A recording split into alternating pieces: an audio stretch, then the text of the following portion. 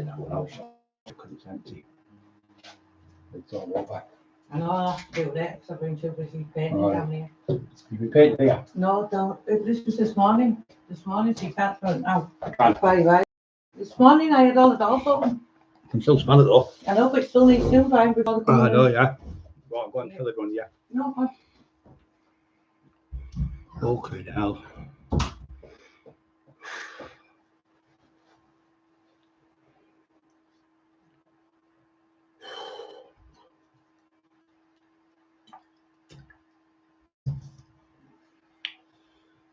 Three on. Is that 37 on? 37 from 3 thumbs up. Sorry, a bit late. Just getting ready there. Just been in the sun and that and shit, that side, isn't it? Yeah, right. I've got to come on to clean me. I can't go on like a tramp, you know, like said here. So the Divvy Doyle, he's got to say, I've got the CP and I have made statements on you. I have made statements on you. Well, we all know that, you brass. You've been telling the great British public for the last 4 years you haven't made a statement. It's not me who's made a statement. It's little old Shelley, my wife. I haven't made a statement. I haven't made a statement. You must have said it 500 times. You've got to do it. And I have made statements. I have made statements against him. I'm getting him done. I'm getting him done. Absolutely fucking deranged you are. Mentally disturbed you. He's got that big daft Dumbledore fucking Bellwood sat next to him on a computer, but it's like a big daft face in the back. He's going like that. Absolutely fucking totally. All you do, Bellwood, is trying to steal other people's thunder. You did it with fucking Craig Howard. Craig Howard was the best bodybuilder in the area by a country mile years ago. Craig was like the top one. He was like in the Mr. Britain and things like that. And Craig he had Dennis Sequoia, Craig, really top of the rich cars. His routines were perfect bodybuilder doing on stage. He was about 5'8", something like that, 5'8", 5'9", really good bodybuilder. And he used to go, now then, how are you doing? And he used to have a laugh like that. So that silly cunt, Doyle, scruffy twat, smelly cunts, never even met fucking Lee Duffy or fucking any of these people, Sykes and all them people, never met them. That's why he was that so-called saying Elwood was at the Kirk putting out fucking Lee Duffy when he went to the pub. He was talking to that. So when he's in the pub, he's talking to Club M. So he said, when he went to Club M, which is the Kirk, and he went, no, you get mixed up. He said, Club M. This isn't Club M. He said, yeah, but it's the same building. But no, it's not the same building. This is Club M. The other one's Kirk. He said, no, it's not the same building. It's round the corner. So 8 minutes walk away. You just look like an idiot now, Bellwood and Jamie, because you're in the wrong club. Club M was called the Tall Trees. That's how thick you are, Boyle. That's how fucking thick you are. BOILLCSPQRS. Doyle, fucking scruffy little tramp, trying to make the public think that big fat fucking Bellwood put Lee out the club. I've had about 20 doormen contact me in the last few days saying, what a load of fucking shit. He said, and one thing is for sure, the doormen were quite capable of keeping Lee Duffy out of that club at the time because they were all top fighters. Lee never went into them clubs. He was in the clubs down the town, like 1991. He passed away in 91. So them type of clubs were mainly later on. That's how fucking thick they are. Thick as fucking shit. They were later on. Lee was dead in 1991. So how can it be 92 or 93 when Lee passed away in 91? You fucking idiot. Absolute shite you come out with. Divvy cunt. So you talk out your arsehole and your best things are shit. You come on today going, my wife had cancer and they bullied me for 4 years. No, you bullied everyone for 4 years. You've been telling everyone, he's said I'm a cross-dresser. Well, what's the dress you're wearing? And your wife's calling you Beryl. She's shouting you in off the street.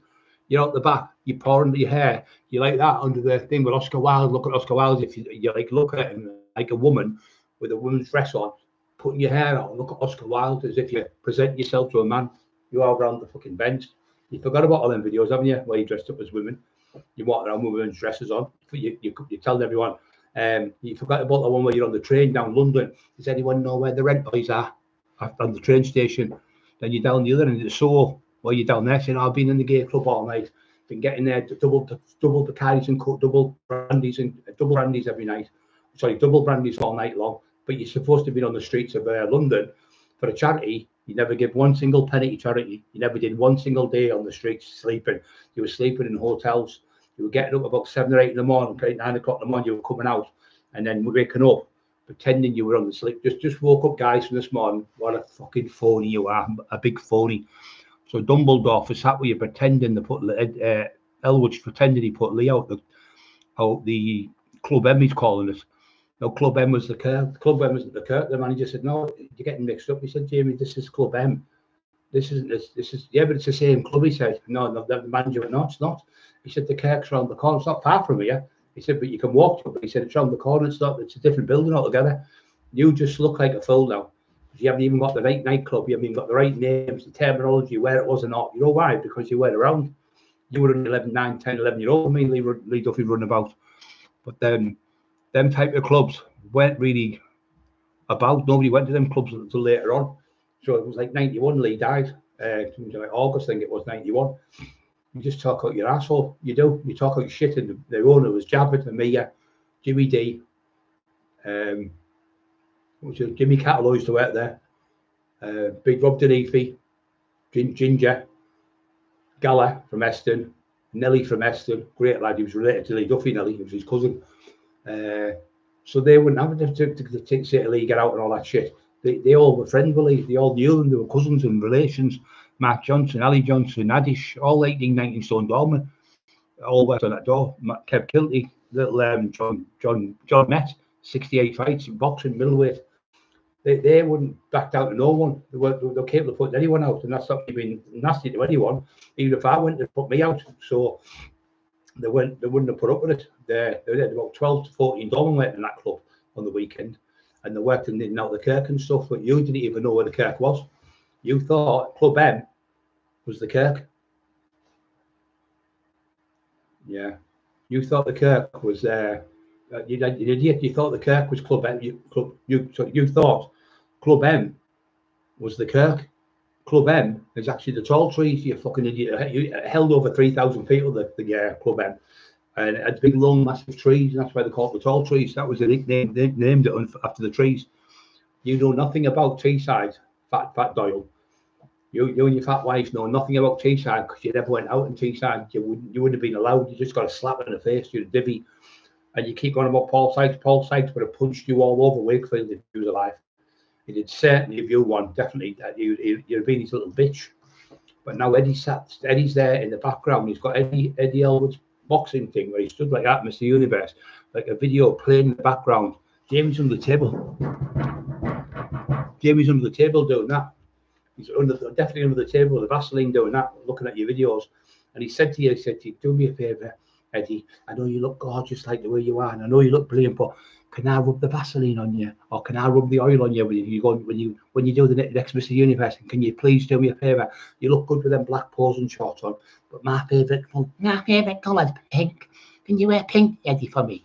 And when you bend over, can I rub it? Yeah, can I rub the stuff in your cheeks? Can I put the nice oil on you so when you're standing on stage you look gorgeous?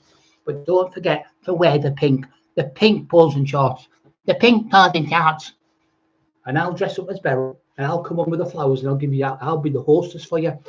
Fucking hell. He's pretending now that he's never dressed up as Beryl. He's pretending he's never been mentioned in the rent lads. We've got it all in video, you moron. I'm over the moon. It's got the CPS. I've been wanting this for the last 5 years.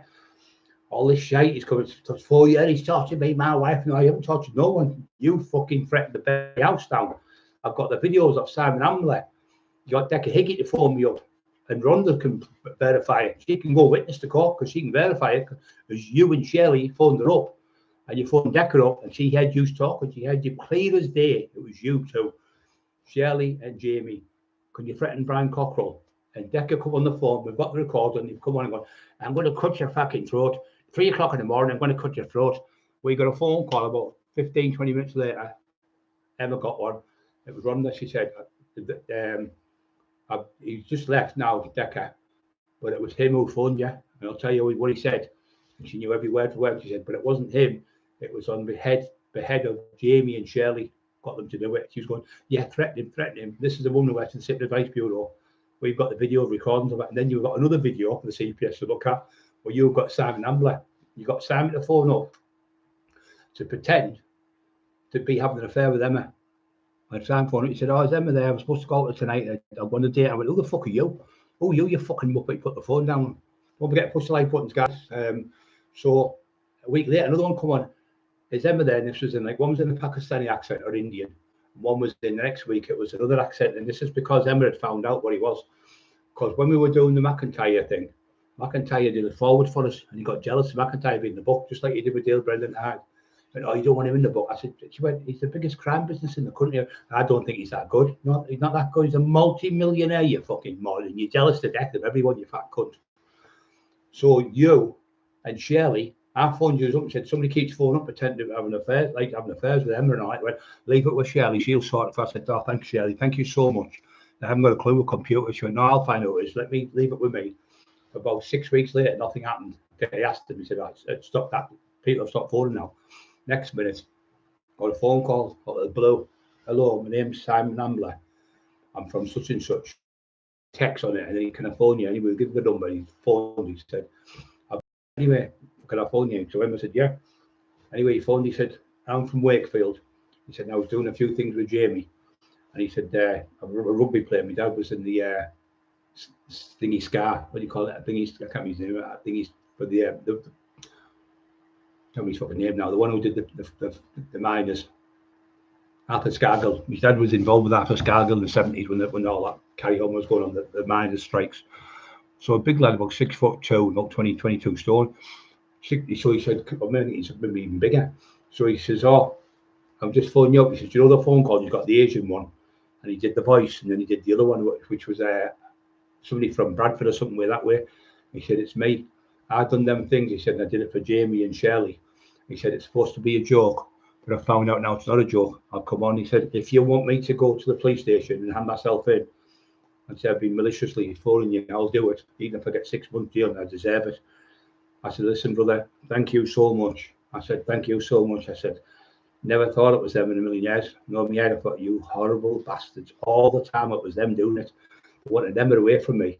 So, because I knew, no, I'm still doing. He's going, "Why don't you turn your computer off?" "Because I don't know how to turn it off, Jamie. Because my hand's fucked. That's why I can't turn them off. Got to get Emma to turn them off. That's why, you little fat greasy cunt." So, sitting there talking shite as usual. And so you got Simon's willing to go to court. Yeah. And we've got the one with Dale. We've got them all the people you're threatening to burn their houses down, threatening to fucking firebomb their houses, rape the kids, rape the dogs. We've got all the fucking lot. I'm glad to go to the CPS. I can't fucking wait. So all the shit he's been putting up today, saying he's been tortured. No, you've tortured people all over the country from everywhere. There's 27 people who did books on you, ripped every single one off. And then every one of them, when they've asked for invoices, have been trolled and tortured through you and your wife. You sat there pretending to be innocent victims. You're fucking a joke. You are a joke, a complete joke. So what's happening with you now, you idiot? He went, "Well, you seen him a cross-dresser." Well, you stood with a dress on, a blue dress, black stockings and heels and shoes and whatever they are, and suspenders and that, and you're walking in the house around the sun, where your son is and your wife, and she's calling you, "Come on, our Beryl, come on, Beryl, I'll be in." It's pouring down the rain. We've got the video evidence to prove what you are. We've got your bank, the rights, you silly cunt. You were that much on that brown stuff. You don't know if it's fucking Tuesday, Thursday, or fucking next month, but you're taking that much stiff shit. We've got videos of you down in London sniffing. We've got videos of you calling me a spastic and a retard, and you're shouting on YouTube, "I smoke crack and weed, and I'm going to smash your face in, Cockerill. I'm going to school you. I'm going to punch you all over. I was in the ABAs 23 times. I boxed, and I was in the semi-final 3 years in a row. I'm going to school you." You're shouting and going to beat me up, and I'm in the wheelchair. How's that going to look in front of the CPS? Who looks like the violent one then? Hey? I'm only saying things what you've said on here. I'm not threatening you every week. I'm not threatening your son or your wife, what you told the police. The police have now told me there's no threats towards the son. There's no threats towards his wife. The son hasn't made a statement. There's no threats of you abusing his wife. There's no threats at all on the indictments, Brian. We haven't got nothing. This was the last time I was in. He said, "I'm just going to put this straight across now. I'm sick of it." I said, "I've had it up to with him." He said, "I've had enough." So they know I've got, they said, the 7 video, four DVDs, no, 4 computers and 3 phones, which is called 7 devices, electronic devices that took 18 months ago, maybe 16 months ago, I think it was. And in that time, he said, I was threatening him with all them devices and sending him, I'm going to bend your house down, I'm going to smash your face in, I'm going to beat your wife up, I'm going to say, I do this, I'm going to hit you, I'm going to beat your son up and all this stuff. And when they've looked at it, four of the devices haven't even been opened. 2 computers and 2 phones weren't even opened. They were presents for Christmas off my sister and off my nieces and off my wife. I couldn't open the computers. My hands were knackered, so we just left them on the top. They're all in the boxes still. When they've opened up and went into them, there's not one single text off any of them computers. And he said, in the phone that you were using, there's not one single text off you threatening him. He said, when you have text back, he's sending you fake accounts. So the solicitor said, well, if it's a fake account, that proves he's trolling Mr. Cockerill. And went, yeah, I concur. She said, this was the detective inspector. She said, yeah. And then you did say it in the heat of the moment when he said they're going to burn the house down. So I said, I've got the proof where the windows are smashed, firebombed. We've even got the kids' phones with these names on, £500 each for smash the windows and so much to put to get the windows firebombed. We've even got the names and addresses of the people who smashed the house up. We've got everything. So Simon come on and said, he said, I've got some more stuff to tell you. So Simon from Wakefield, who contacted, said, what it was, Jamie really, really, really hates Dale Brendan Hyde. He hates him. He wanted me to beat Dale up. But Dale had stage 4 cancer. So I can't go to the man's house. So he pretended, he said, right, I'll get it sorted for you, no problem. So then he texted him back. He said, have you sorted? He pretended he went to Dale's and beat Dale up. He said, yeah, it's all sorted. What did you do? He said, you don't need to know what I've done, but it's really bad. But he never done it because he knew what he was. And that's when he contacted us and said, so he talked to Dale first. And he went and sat around Dale's and had something to eat in Dale's house and told Dale. He said, tell Brian what's happening. So Brian knows now. So then he phoned me the next day and told me. And he said, look, it's me. He's been sending you the text. He said, Jamie was doing it, saying it's a joke between me, Brian, and you. He said, just a joke, winding them up. But he said, now I found out it's lies. He said, I'm willing to go to court with you. So then on the thing, he said, it's got a video, Simon, video, and the video could recall of Jamie talking. It's me, Jamie. How are you, Simon? He goes, oh yeah. He says, do us a favour. And he said, what? He says, phone Brian Cockerill up, threaten him. I said, I haven't got his number. He said, well, he's his number live. He's given my number. It's on. And you can see other people like Teddy Dicko's, Marty Justin. There's other people's numbers in there from Middlesbrough, proving it's him. You can see Doyle's face, Jamie Doyle's face, a mile away. And you can see it, the phone numbers on the phone. So he's recorded that off another computer because he would use it against us. So we'd use it against him, see. So we've got that where he's saying, go to his house, here's his address, offer him out, be deadly serious, and knock on his door, offer him out. So he's sending people to beat me up to my house and beat me up. I've got all that proof. You seriously think I'm going to get charged? But all I'm getting done for is saying, if you come to my house with violence, I'll fight violence for violence, even if I have to fucking kill you on the doorstep. That was 16 months ago. Nothing's happened in 16 months. I said, if you come, you never come. And the only thing, if you come, why would you come to somebody's house if you're going to get violence portrayed on you? You just wouldn't come. So you haven't come because you're fucking cowed anyway. You've got no bottle. You sat with Dumbledore, Divvy cunt, or battered his brother, battered his dog. When his dog got stabbed up off my mate Speedy, did fuck all. Mr. Elwood, you did nothing. You sat at fucking shit house. You did nothing. You jumped on a plane and went to America when I battered your brother in fucking Manhattans. I punched him all over Manhattans like a fucking shit house. Wouldn't even dare fight back. And you went, oh, I'm not getting involved with my brother. He's out of order going in Brian's club. He's worms where he's opened a can of worms, so I'm not getting involved. No, you knew you'd get knocked out. One of them shots would have took your fat fucking pie head off you, divvy cunt. You stood there, you sat there doing that like that. You look, you know how mentally deranged you look. You just look like wild, a complete mental patient. So now, do you really think I'm bothered about that fucking clown, the clown you sat with? So you sat there making faces and mocking my disability. What a big brave man you look, Eddie. Even all the people texting from everywhere saying what a crank he is. What's a crank? There's people there saying, I've got 2 disabled sons, and my daughter's fuming because putting pictures up of people disabled is disgusting. Said absolutely disgusting. You want to get them done under the crime, disability crime it's called. He said it's really bad. Hate crime for disability is really bad.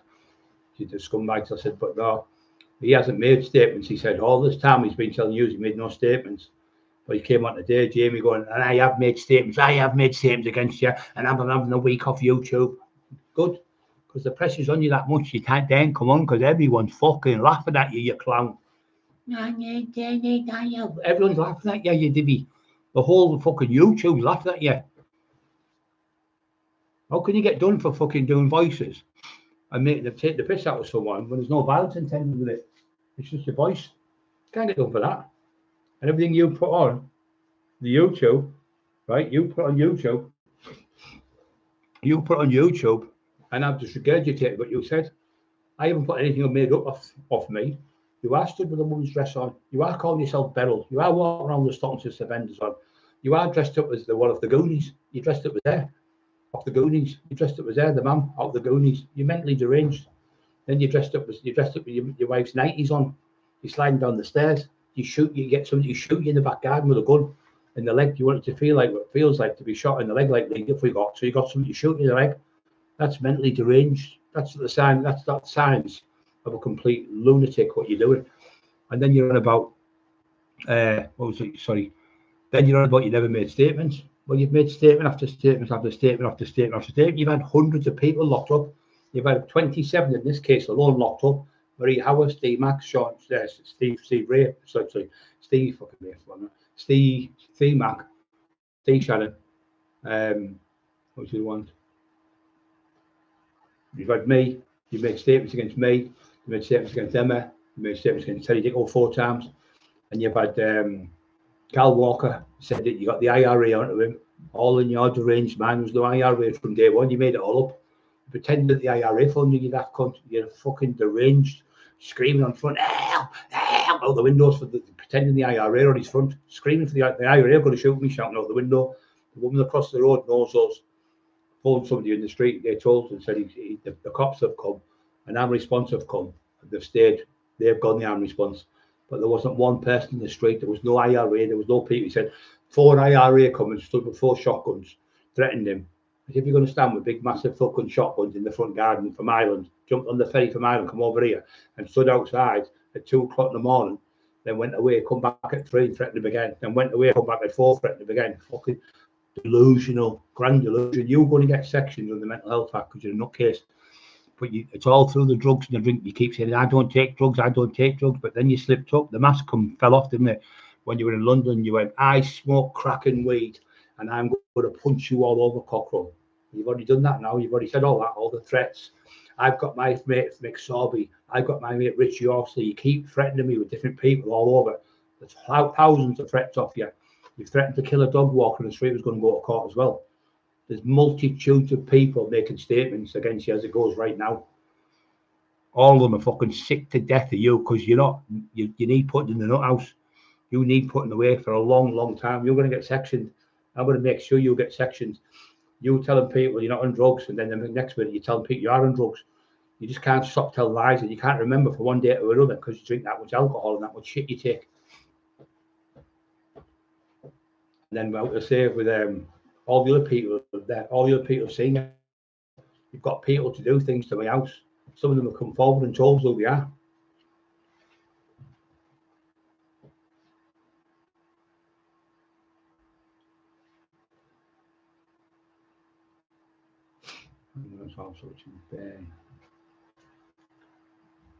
Yeah, so the fucking idiot pretending that Mark Emerson, you okay, little ginger balls. Yeah, he is a little divvy cunt.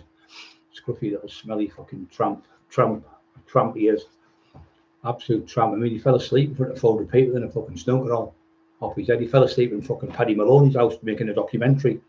He was off his head here when James English come, pinned to death. James went, who the fuck's he? Went, that's the fake art. So that's Jamie Doyle. Fucking pinned out his head. Look at the side. His eyes are pinned. He said, don't tell me he's not on smack. I was on it for 7 years. He said, it ruined my life. He said, imagine coming to the house, coming to the house and he's off his fucking head on smack. He said, that's what you call disrespectful. Couldn't do it. And then you went and did it on Sean Atwood. You're off your head again. Sean Atwood, the wild man. He's got his fucking tits. He's been on the powder, the Mexican marching powder, he called it. Mexican marching powder he's been on. He's off his head. His eyes are like that, popping out his head. Did it on Jimmy O show. If you watch the Jimmy O show, you'll see him on there laughing at children being raped by he does, and you'll see him on there laughing about children. And cat's been strangled by Paul Sykes and murders the cat strangling, snapping the neck of a cat, and he's laughing at it. But if you go on the Jimmy O show, Jamie Doyle talks about Paul Sykes, it'll show you every single thing. What I've been saying to you is all on that show, the whole lot of it, and a lot of it, every single bit what he's talking about. And he's laughing at them having sex with like 13 and 14-year-old girls. Terrible. Yeah. So this idiot's been telling everyone for years. He hasn't made statements, but he's admitted today he's been making statements today. He's been making statements for over 2 decades to people all over the estates. That's why he can't go anywhere. You see a little bit of, I've got my granddaughter with me. It's a load of fucking shit. That's just deflecting again off people. His own daughter won't let his, it might be her fucking kids, because he's got stepdaughter, his own daughter won't let him near her, the grandkids. His sister won't let him near her kids. The brother won't let him near their kids, and so on and so on. So the nephew come to see us at the hospital and said none of the people let the kids in the house near him. And one night his mate come ginger, like pure ginger, a little ginger girl, pure white as snow. She was like Snow White, but she was ginger haired. And he went, I got, can I get a picture of your prize? Of course you can. So I was in the kitchen holding the baby. She's about 18 months old. Well, can I get it? And he went, no, I don't. You and my kid, you're a weirdo. Get away from my daughter. I looked at him, I thought, fucking hell, this lad. He said, no, I don't want to marry my daughter. I went, he said, are you serious? He said, yeah. He said, I'm wounded. He said, I'm absolutely wounded. Fucking mental. So no one has, his mother locks the door when he sees him come. She locks the door on him because he bullies his own mother. He's a fucking bully. Bully, aren't you? Bully Doyle, aren't you? You threaten everyone with the people's name. Why can't you ever come on? Why's it got to be Richie Austin or Paul Venice or fucking Mick Sorby or fucking, why has it got to be everyone else in the world? Why can't you come and do it? Because you can't. You've done this all your life and all the council states. You've done it, causing trouble between one council state to another. And that's why you're kicked out of every council state, Teesside. You're not allowed back in my area. You're not allowed to be back in Teesside. You've been battered 15 times in the last 2 years. And every time you've run away. You're a fucking shithouse coward. I thought you were a boxer. Couldn't box eggs, you little tramp. Your 3 jobs were, one was in the car park attendant. The other one was in Tesco's, one was in Lidl pushing trolleys. That was your fucking big jobs. That was your big jobs. You can't type. I told you this before. Come on, prove me wrong and show me your typing, because you can't type. You're not an author, and that's why we call you a fake author. Your wife's the one who types the books. You go around with the dictaphone, record it, and then you go to the police station. The police hear it. And that's why the cops are protecting you, because you've been doing this for years, you. And now you're in with gangsters, or you're video talking to people, and they're telling you this. You'll go, just tell us the truth, what really happened. You'll turn it off, but he's got another hidden fucking DVD, another hidden recorder recording you. And if you see out, then you go straight to the police and gives it to the police to use as evidence against you in a court case. Honest, this is what he does. I know people out of London chased him out of London. They chased, get out my fucking building now, get the fuck away. He was asking them about murders. He did it with Stephen French. He chased him. He said, get the fucking way from Dale now, yo. He went, I'll get the police on you. I'll get the police on you. He can't stop phoning the police. He's insane. He lives in little tiny villages in the outskirts of like borders of places where nobody can see him. He walks around with that pedo Parker on, that green Parker where the fucking train spotters have. And he walks around with that. Yeah, the Sykes obsession, Jake, it's insane. That's another thing what was solicited. Good point there, Jake. Thank you, Brig, for bringing that to my attention. So when the solicitor told her about him talking to the ghost, what do you mean talking to the ghost, Brian? I said, well, when Paul Sykes' sister got the book signed over, she came to live at Jamie's house for 2 weeks. And as he was there, he said, all of a sudden, I was sat at the table and then, a glass went by like that. Like, no glass. You see it? Yeah, glass went like that by. It says on Jimmy O Show. Please remember this name, Jimmy O Show. Jamie Doyle talks to Paul about Paul Sykes. Please watch that show. Once you watch it, you'll understand and think, fuck, he's round the bend. You'll see he's mentally deranged. He's off his tits on it again. Completely off his tits. He's been up for 2 days on the white stuff, but on the whiskey and Southern Comfort he was on. 2 full days. Can you imagine it? When you see him, he's like that. His eyes are popping out his head. He's doing this. Look, he's going. And And he's like lost. He don't know where he's at because he's off his head that much. And they said, what's he taking? I said, what do you think? He said, what's all that white stuff around his face? And Jimmy went, Howie. And the cameraman went, he's off his head and fucking Charlie. Everywhere he goes. And then there's another one, Jimmy always said, I was threatening Jimmy. It was him pretending to be me, threatening Jimmy. And then Jimmy sussed him for official topic talk. He went, all this time I've been fucking arguing with Brian and Emma Cockerill. And it's been Jamie and Shirley all the time doing it. So that's what they do. What they do is they get in, they pretend to be other people. And I was getting threats off Richie Horsley. And anyway, Emma contacted me and went, look, Brian's great, lad, he's my mate. Then they were getting threats off Vulture, so I phoned Vulture and he went, Brian, the daft little cunt, I didn't want to tell you, but I'll tell you. He said, what have you done? He said, do a book. And he went, well, I told the talking article. And Vulture, great boxing champion, love him all the while. I've known him for over 50 fucking years. Never had a bad crossword. I've been out drinking with him loads of times, been out fucking partying and everything. Both stand back to back and fight any fucker in the country. Lovely lad. And he phones, he said to me, do you want to do? He said, yeah, I'll do a documentary with you. He said, I'll do a book fest with you. He said, Jamie said to me, he said, yeah, that's okay, mate. He said, but you need you to do me a favour. He said, oh yeah, no problem, whatever you want. I went, all I want you to do is come on my YouTube channel, do like a podcast. He went, oh yeah, I'll go to the podcast. I went and called Brian Coughlin. He went, you what? Get the fuck away from me now. Get away from me now. Fuck off now, he said. Come back to Hartlepool and I'll punch your fucking face in now. Fuck off. Chased him out of Hartlepool. Then he did it with the Tobins. He had the Tobins threatening me, but it was him. I got my mate, Billy Tobin, to threaten you. I got my mate, Billy Tobin, to threaten you. So this is how Jesus works. My dad was really poorly in the hospital. He was dying of cancer. And Billy was only in the same fucking ward. Billy and Philly Tobins were in there. And I walked in and went, fucking hell, it's the Coleman's convention, because they all used to work on the beach getting sea coal. And they were all laughing because there was another bloke who was on another one. He said, I was on the beach as well. There's like, well, 4 Coleman in there. And we're all having a laugh. And he said, are you all right, Big Bry? I went, yeah. He said, listen, we tried to speak up about you. And every time we tried to speak good about you, he said, Brian's a good lad. He said, he kept editing and taking it off. And when we were talking about you, he said, he'd all leave there and he kept taking it back off. He said, well, where's the bit with Brian? And we talked about Brian. Kept taking it off. Didn't want people to know how, like, we were friends. That's how mentally deranged he is. So him and his wife are absolute horrors, the both of them. Both fucking horrors. And you're going to find out if it goes to court, because I tell you what, it's been waiting for them for years. Every fucking knows he's a copper. It's been going on for 2 decades. Steve Max, that's the other one he got arrested. Maria Howard, I'm going to get your kids set alight and burnt. I'm going to burn the face off them. His mate was putting up. And he was saying she's getting her kids took off. You're getting 10-year jail. 8 years, I'm getting your kids took. Maria was frantic. She had cancer twice. She fought cancer twice in that scumbag, another victim. I hope you're proud of yourself, Elwood. These are all the victims he's had. Peter with cancer, Dale Brendan Hyde, 6 years, tortured him. Marty Joseph Turner, with OCPD, died. He's very big. Dale's died now. He's tortured people who are dying on the deathbeds. And you're sitting with them, a piece of shit like that. You want to be ashamed of your fucking self. I hope your dad's watching and your fucking family are watching, and they'll tell you want to be a fucking ashamed of yourself, what you're doing. Laughing at people with disabilities, you want to be a fucking ashamed of yourself. All the bodybuilding world, all the people down London, all the top gangsters that I've said down there, Brian, what a fucking arsehole he is.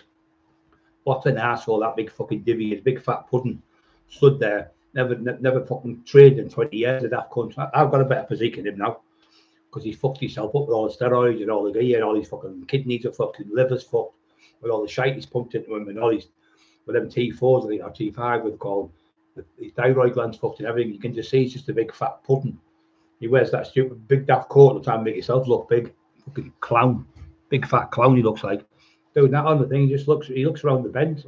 Totally around the bend.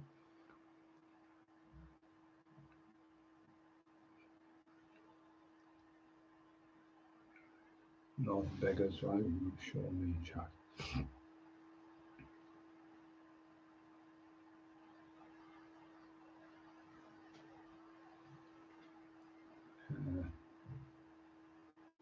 These guys in the chat showing me my dog McLean.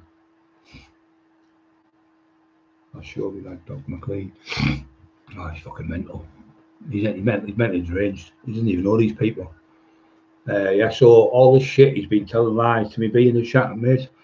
all this time he's been, Timmy B's been in the house. Timmy's seen all the threats to burn my house down. Timmy's seen it off his own page. Timmy's seen the fucking one where he's walking around dressed up as a woman. They've seen all the stuff we've got. He's that fucking deranged. He blocks it. He puts it in his memory thing and blocks it. But it's not blocked when we're on the computers. We've got all the video evidence of you. We haven't put out stuff across to the police. We haven't been to the police, Jamie. We've gone. We're waiting for the CPS. That's why it took so long. We're not going through the police. The police are bent because they're working with you. You're on a video, sat there on a seat in your own home about 2 months ago. The authorities have been today. My friends, the police. My friends, the police. So my friends have been. Ray Martin, who was in charge of the murder squad of Lee Duffy, has told me that we're all working together to put Cockerill away for the longest time ever. He's looking at 25 years, he said. Then it was 20 years. The police have told us the old school are now liaison with the new school to try and put Cockerill away. We've got a special CID room where I contact them and I send all the messages there and they all put it together because they want Cockerill taken off the streets of all the crimes he's committed and beat them over the years, he said. Yeah, maybe they are doing that. I mean, that's what they probably are fucking doing. I've had the cops after me all my life. But there's no statement for me putting anyone in jail, Jamie. There's no statement anywhere of me putting anyone in fucking jail. You're just a known fucking dirty, low like fat pudding. And you're a shit house. You've been battered 15 times in the last fucking 18 months. And you're chased out of the whole of the northeast. You can't come back. You've just talked shit all the time. The Paul Sykes ghost. So this comes from this. So he said the Paul Sykes ghost lived in his house when his sister come. And the ghost, all of a sudden, he said, I was sat at home. This is on the Jimmy O show. Jamie Doyle talks about Paul Sykes. He said, all of a sudden, Jimmy said, I was sat there. All of a sudden, he took my typewriter, went. And he said, I looked on it, he went, it's me, Paul Sykes from the grave. Type my book, Jamie. Deranged. Absolutely fucking deranged. And he said, all of a sudden, ding, ding, ding, ding, ding, ding, ding, ding. The bell started ringing because Paul Sykes was a pro boxer. So I said, well, where was the bell like in the house? I never had a bell. But, well, how can the bell? We said, well, Paul was ringing the bell. But where was he ringing the bell? I don't know, but he must have had the bell. What, from hell? The bell in hell? It's on the bend. So he's saying that there was no bell in his house, but Paul Sykes was ringing the bell. Fucking hell, man. This is what he's telling people. And that daft cunt Dumbledore Elwood sat there, listen to this shit. Have a look on the YouTube, you fucking idiot. You just look like a clown now. He's making you look like an idiot. He's drawing you into all the fucking shit, can't you? You haven't got a brain. Go and ask someone who's got a brain, who you know in your family. He's fucking using you, you silly cunt. Oh, yeah. He said he was, he went into the hairdressers. He went to the hairdressers one day and he said to the woman, he says, she said to him, what do you want? He said, I'll just go for the Paul Weller look. Paul Weller? Paul Weller's fucking human. I think Paul Weller sued the hairdresser. He wanted the Paul Weller look. Paul Weller look. Fucking hell. Paul Weller's in the job, you know, the one, the rifles. He's round the fucking bend, cuckoo. Everyone's laughing at him everywhere you go. People pissing themselves laughing. The ghost of Paul. Everyone's just laughing at him. That cunt. The ghost of Paul Sykes lives in my house. Tells me what right to. He's the one writing the books for him. I think Paul Sykes is going to do you because he's writing them books. You're not giving him any percentage. I know he's putting the willies up every night. He's putting the willies up every night. Paul, can you do it again tonight? Can I play the part where can I play the part where I'm Paul? Paul Sykes is putting the willies up him. And Shirley sat there videoing it.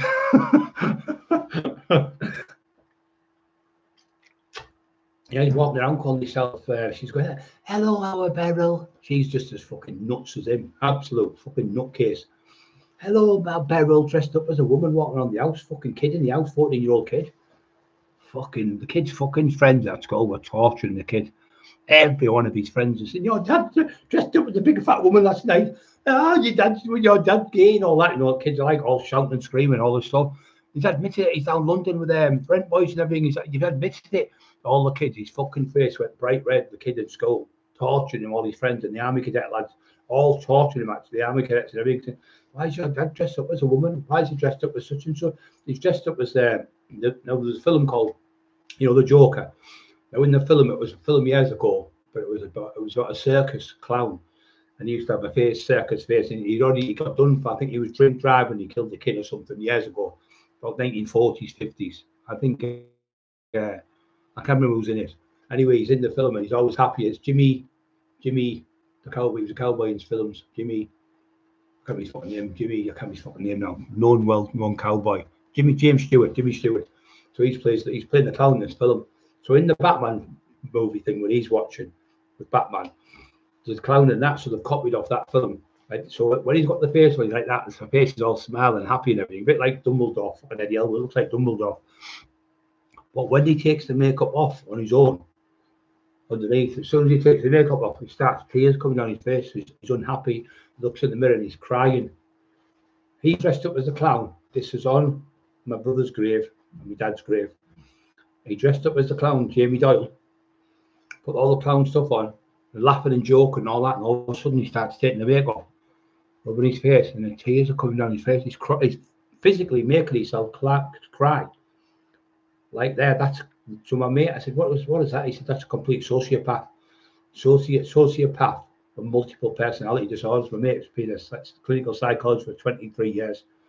He's definitely insane. He's insane. He said he needs putting away, and that's who give me the tip, because he's been on my show this lad. He went, he's a pure sociopath.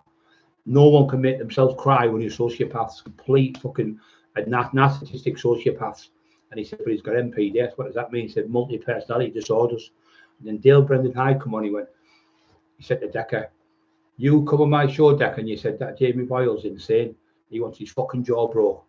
And then you left my house and you have him on the show. Jamie Boyle is the biggest troll on the internet. How ironic do you look? You're talking about trolls and you sat with the biggest troll on the internet. The things where he's done to Brian Cockerill and them is disgusting. He wanted to rape people's wives and burn people's houses down, because he's done the same with me. Dale said he wanted to he put my dog on for sale.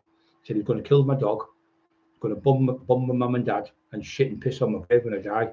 We've got all the screenshots, we've got all the proof for the fucking court case, we've got everything. Dale from beyond the grave is going to come, going to fucking get you.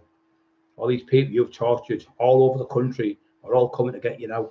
All the people are coming now. They're coming to make statements every year. The young dog walker walking down the street bought 2 DVDs at Christmas, 40 quid. They didn't work. He asked you for them back and he asked for the money back. You met him in the street, Jamie, and then you started threatening to kill the lad. I'm getting Paul Venice to smash your face into whatever, threatening him with another person again. That's due alarm distress. That lad was petrified. The only little 9-stone lad, about 5'6", works in a fish and chip shop in South Bank, threatening him with gangsters, threatening to have him beat up, threatening to have him killed. Nothing happens to you every time, but this one, because the CPS aren't the police. The CPS won't manipulate things because they're a total different governing body and they're higher than the police. When they see this, you could use it. It's 4 or 5 things you could get done for. You can get done for saying you're on crack and weed, so we do you for a hair follicle test. Now, hair follicles are in your system for 3 years of drugs. We know you're on drugs every day of the week, 7 days a week, 7 nights. You can't stay off the drugs 3 years, because 3 years, the court case will maybe a couple of weeks' time, it'll go to court, or a couple of months. So it might take 2 months. You're not going to get them drugs out of your system in 2 months because they're still in your hair follicles. What you will do, you'll refuse to take it. And if you refuse to take it, my solicitor said, and my barrister friend said, if he refuses to take that drug test, the case will be a point in the law, it'll be kicked out. It's like, for instance, if you get pulled up by the police and they say, right, breathe into that bag there, and you go, no, or you won't do it, then you refuse to do it. It means it's a proof of guilt. Because if you had it out in your system, you just blow in the bag. So you won't give the drug test, proves you've got drugs in your system, and therefore, case will be point of law. It's called. They'll send everyone out. They'll keep the jury in. I'll say to the jury, as of now, Mr. Cockerill, I was telling you all of these, all 12 to find Mr. Cockerill not guilty of all charges when I ask you. So then bring everyone back in. Ladies and gentlemen of the jury, have you made a decision? And one stands up and you go, yes. Case against Mr. Cockerill, what do you find him guilty or not guilty? It has to be not guilty because he hasn't given the drug test. And then there's the second one where you're calling me a spacker in a wheelchair and you're going to beat me up and bash me and do me over 2,000 threats I've had off you, off all these different people, but it's been you pretend to be them, all your fake accounts, multitude of fake accounts. And that's why you're mentally insane, because you've got hundreds. You come on one night, Emma's got the screenshot. I've got 137 accounts proving that you've got 137 accounts to torture people with. And then you said, when you were talking to Simon Amber, let's get everyone tonight. You went, let's go fishy. And I thought, what the fuck's fishy? So Simon said, I was playing with him, letting him draw him in. He said, fishy is where you cast a rod and catch people on the internet. Like, no, say, I'm going to rape your wife, I'm going to burn your house down. And you go, he starts laughing at it. He thinks it's great. And he's mentally torturing people, mentally torturing my wife, threatened to rape her while I was in hospital, threatened to kill my dogs, threatened to kill Emma. We've got all the screenshots. We've got all your screenshots, Jamie and Shelley. We've got them all. We've got all the witnesses, what you've tried to get to burn the house down. We've got the people at the house. We've even got the lads who you got in the park in Stokesley willing to go to court, where Shelley threatened him. If you don't, she threatened him to go to court. No, she threatened to. They paid him money to phone our house up and threatened to burn the house down. But he came on because he left his phone number and they said he couldn't. He was a smackhead. So we put the phone number and left it on. So anyway, if somebody come on, he said, I know who he is. Anyway, he called me out of the blue. The side, he said, look, I'm sorry. Jamie, who? She said, Jamie. She went, Jamie Doyle. Yeah. So why did you? We said, he paid me. He paid me to do it. Then after that, I said, well, look, thanks for phoning. Make sure you look after yourself. Keep away from that lunatic. But thank you. We know it's just he's a fucking lunatic.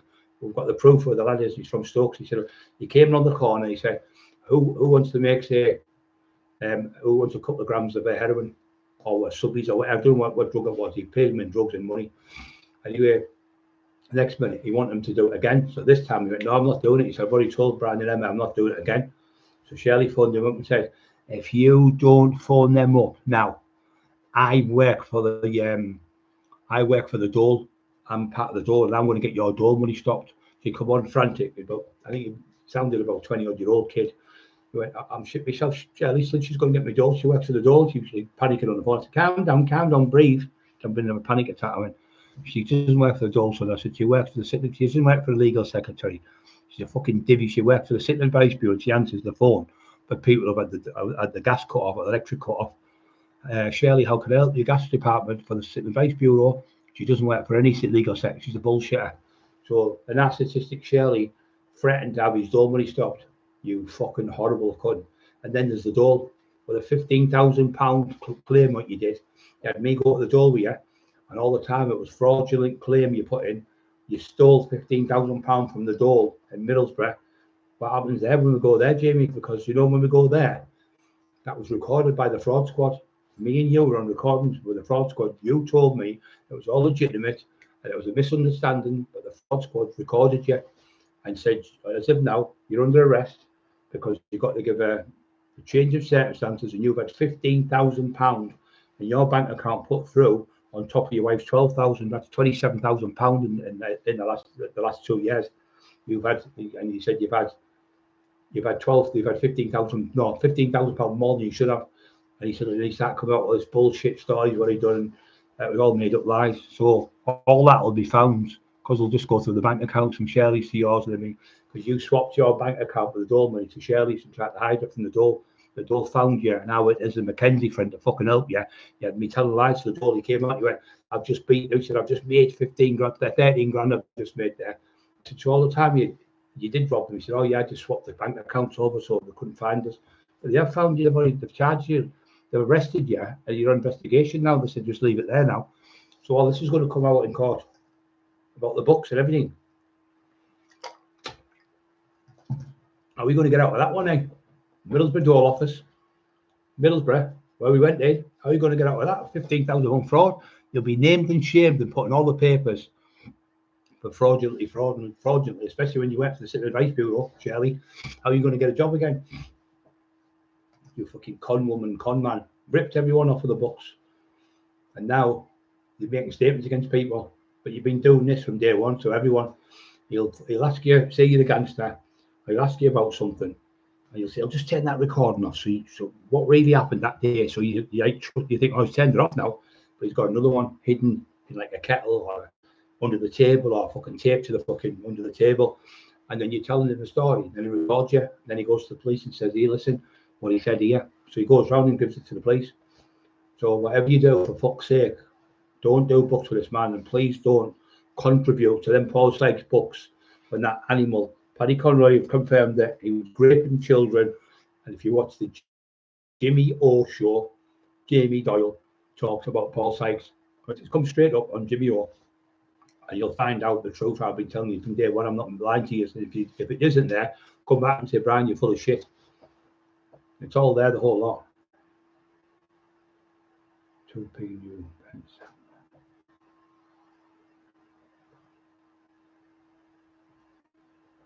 That's what they're on about now. 2 pences. Fucking crack as they are. Matt Emerson first has to get evaluate. Yeah, evaluate. Thank you very, very much. We were talked about it this morning, we mark evaluation. So a friend of mine who's not far away from us has got a friend who does psychological evaluations, and he said, what you said, Brian, the other week, he said, my friend does that for a living. He's doing it for a long, long time. And when they do, they bring them in and say, right, we want to see if it's called non-compos mentis. That's the word for it. The proper word is non-compos mentis. That means you're mentally insane. Non-compos means you can't compute what's going on. So you're non-compos mentis. That's what he is. So 1 minute he's talking about living in his house. The next minute he's on about something else. Then he's telling everyone he's out selling J.K. Rowling. He's sold more books than J.K. Rowling. She's got £650 million or something. But he's the shit he comes out with. Then he's saying, my book, when Mike Tyson's book came out, was the same time as my Paul Sykes book about Paul Sykes the boxer. He said, my book was outselling Mike Tyson's book. I went, fuck off you. That shows you how mentally deranged. The greatest fighter that ever lived, and Paul Sykes probably the worst fighter that ever lived. You're telling me that Paul Sykes, a known rapist, the kid was outselling the great Mike Tyson? That's how deluded you are. You're fucking round the twist. And then you said, me and Oscar Wilde, this is on the Jimmy O show. Me and Oscar Wilde have got the two same things in common. You're on about saying you got the rent boys and all that. But why did you turn on and say, me and Oscar Wilde, both authors, and we both like little boys? Your words on the Jimmy O show, Jamie Doyle talks about Paul Sykes. You'll see him admitting liking young boys on that show. He's off his tits and he goes, and another thing, I'm going to come out and gay in the next 2 years. I've got all the screenshots, you fucking balloon, of everything what you've done. So how are you going to get out of that one? How are you going to say that's not you? Delusional again. The delusions of grandeur. You're telling everyone you found Paul Sykes. Sorry, you're telling everyone that Jack the Ripper, 144-year-old murder, that you went to London on a one-hour Ripper tour. This has been looked in by the New York police, MI5, MI6, FBI, Metropolitan Police, French police, Belgian police, Interpol, fucking CIA, all them people, FBI, they've all looked into it. The biggest criminal minds in the world have looked into this for 144 years, ladies and gentlemen. The jury, Jamie Doyle, goes down to London for 1 hour Ripper tour on a bus, comes off the bus and goes, I know it's with me. So he says, Jack the Ripper is from Middlesbrough, and I can prove it because when he was coming back on a clipper ship, which was clipper ships where I usually put tea on, and they used to come back clipper ships from, like, say, all the tea in China, underneath be a big massive boat like that, where all the tea was in. They were called clipper ships, and used to race them back. So not for all the tea in China. That saying comes from is that. So people used to try and get back as quick as they could, because the first clipper ship would probably get £1,000 or whatever for the what was on the ship. The second might get 700, the third might get 5, and so on and so on. So the first ones back get more money. So this clipper ship is coming back from London to Middlesbrough, and on that ship they found a black bag, a doctor's bag. So now he's saying he's a doctor, and in that bag they found the name and address of Jack the Ripper, as if the fucking any psychopathic fucking highly intelligent murderer is going to put his own fucking name and address in the book and say Jack the Ripper, blah blah blah, lives at such and such. Fucking where does he live? Linthorpe Road, Middlesbrough. Fucking hell. Parliament Road, Middlesbrough. Where does he live, Jamie? You haven't told us. So he's now saying he's discovered where Jack the Ripper's from and where he lives, and he knows where he lives. In a 1 hour Ripper tour, Emma calls him our national treasure, Jamie Doyle, has solved the murder of. Are you listening to this, Mr. Elwood? You know how fucking insane he is. deranged on the bend, mentally deranged. So now he knows where Jack the Ripper is. There's a rumour going around he's going to America next month to find out the fucking Zodiac killer. Fucking hell. Looks like Paddy's have been moved from tonight. Can't see it now. I'll be on, what day is it today? I can't remember the days, to tell you the truth.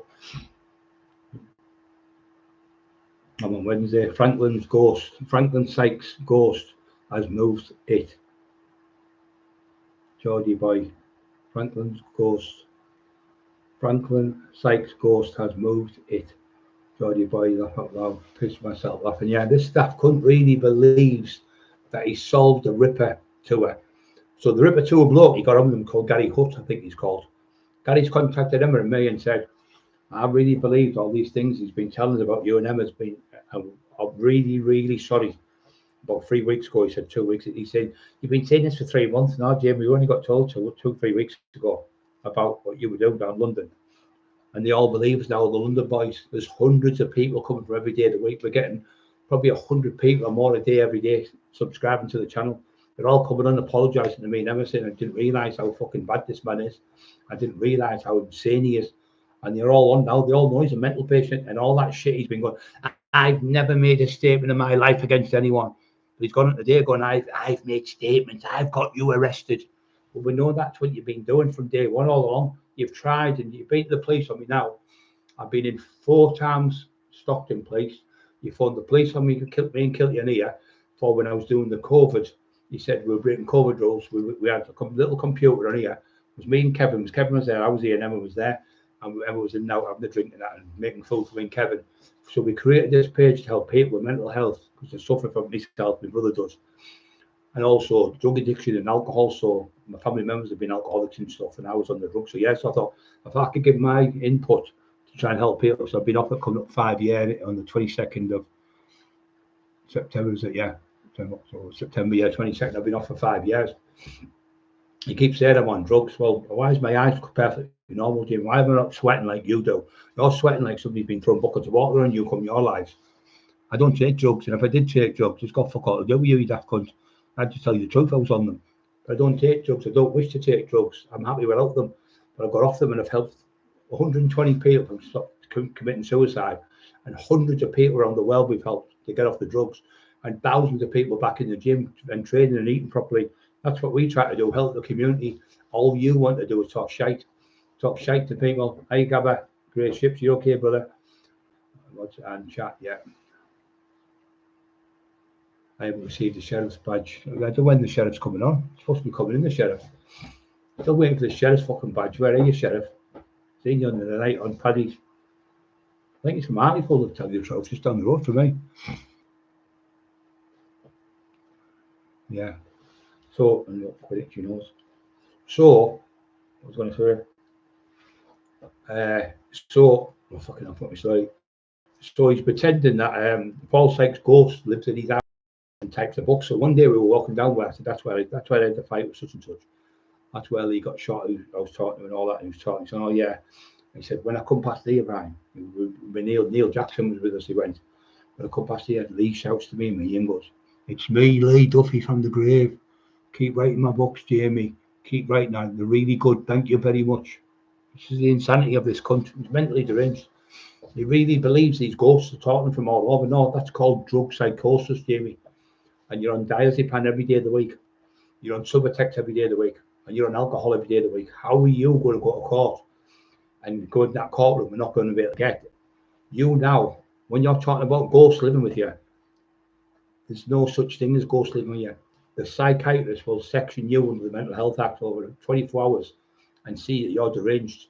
You will get sections under the Mental Health Act because you are mentally deranged. You, to be quite honest, I feel sorry for you more than anything. You really need help from a psychological team of experts, not one. Sigmund Freud probably better to help you, and fucking Einstein. That's what you need, a team of fucking experts to help get to the bottom of your deprived fucking childhood, what you had. Because that's what's wrong with you. You're jealous of even your own brothers and sisters. None of them will let you in the house. None of them speak to you on the phone. All them years I've known you, you've never once had your brother at your house. You never once had a party at Christmas, apart from Christmas Day, when you fucking kick your own step kids out of the house. And Shirley phoned me up and I had to go and see her. Jack the Ripper, not proven. Home house is rumoured to be Jack the Ripper, but not proven. Yeah, because he's with him, and he's getting the Vaseline all sorted out for him. He's fucking over the moon, Jack the Ripper. Oh, not Jack the Ripper, they're Paul Sykes, Jack the Ripper. Jack the Ripper's moved in with Paul Sykes. They're just up the road now. They've all moved in together. It's called the Bum Bum Club. Hey, fatty bum bum, get some bended toes. And when they're playing snooker, every one of them go for the hard brown. None of them go for the easy pink. I'll have the hard brown. I'll have the hard brown. I'm going for the brown. Bend over. I'm going for the brown. Hey, brown. That's all you think about, weirdo.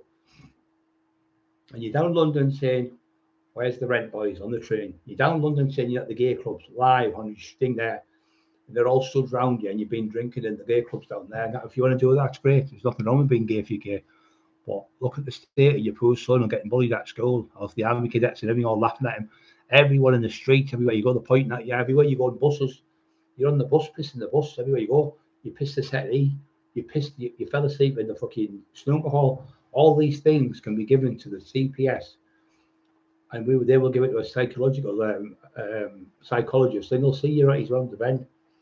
You're saying you're not dressed up. You've been dressed up of about 40 different people. You're dressed up as Silence of the Lambs, Buffalo Bill. You're dressed up as the Wizard of Oz. You're dressed up as the Joker. You're dressed up as Batman. You're dressed up as fucking the Lion of the Wizard of Oz. You've got multiple personality disorders. You're mentally deranged. You're dressed up as Paul Sykes. You're dressed up as fucking, what was the one you dressed up as? The woman, Beryl. You're dressed up as you got, that was what you got. You got John McLean. John McLean went with him to Wakefield, and the Wakefield was like a drizzly night, like so it looked like scary, like misty. You know when it's misty when you leave the kettle and the steam comes up. So it was like that type of night, and it was like in Wakefield with them old-fashioned lights. And it was the man, he got a man to wear a big long cloak, like one of them tartan jacket ones that he used to wear, and a flat tartan hat, like the old miners. He's walking along, he's got a big moustache. He paid the bloke 50 quid to grow the moustache and £30 for each film, a big picture. So the man's across the road and John's taking the pictures of the man, gives it to Jamie, and Jamie went to the ghost of Paul Sykes has been seen in Wakefield. So he's there, another load of fucking shite, and I can prove it with John McLean can prove it. He'd go witness for me. He made them pictures, pretended the ghost of Paul Sykes was still walking around Wakefield. That's how deranged he is, just to try and bull Paul Sykes up so Peter would say, oh, there's a rumour of, so he got it on Jimmy O. He said that Jimmy asked me if there's a rumour about Paul Sykes' ghost. So Jimmy asked him, oh yeah, there's a Paul Sykes ghost in Wakefield. Wait a minute, he's living in your house. If he's ringing the bell in your house, how can he be in Wakefield? What does he do? Has he got a bus pass to go all over? What does he do? He's jumping on the bus all over, Jamie. He won't be going on the bus you want because you pissed the buses. Oh, pissy bus. You got kicked off the buses, didn't you, from Middlesbrough to Newcastle? You paid the bus twice, and the man kicked you off the bus for urinating on the bus, pissed yourself. Shirley, when she first met you, I said, how did you get to meet him, Shirley? She went, oh, he was coming to see Paul Sykes in Wakefield, but he come to see me, and how did he get first? And I got on the bus, and I said, oh, what happened? She said, he fell asleep drunk and rolled on the floor, and it was all pee on him. He had a pair of shorts on, they were all peed. She was laughing her head off, thinking it was funny. I'm like, thinking, oh my God. So what happened then? So she's telling us, like, me, Bobby's there in the room. You're only in about 4 days. How do you guys meet? You know, you meet someone, you ask what happened. So I come to see him on the bus, but I had to get him, pick him up and take him home.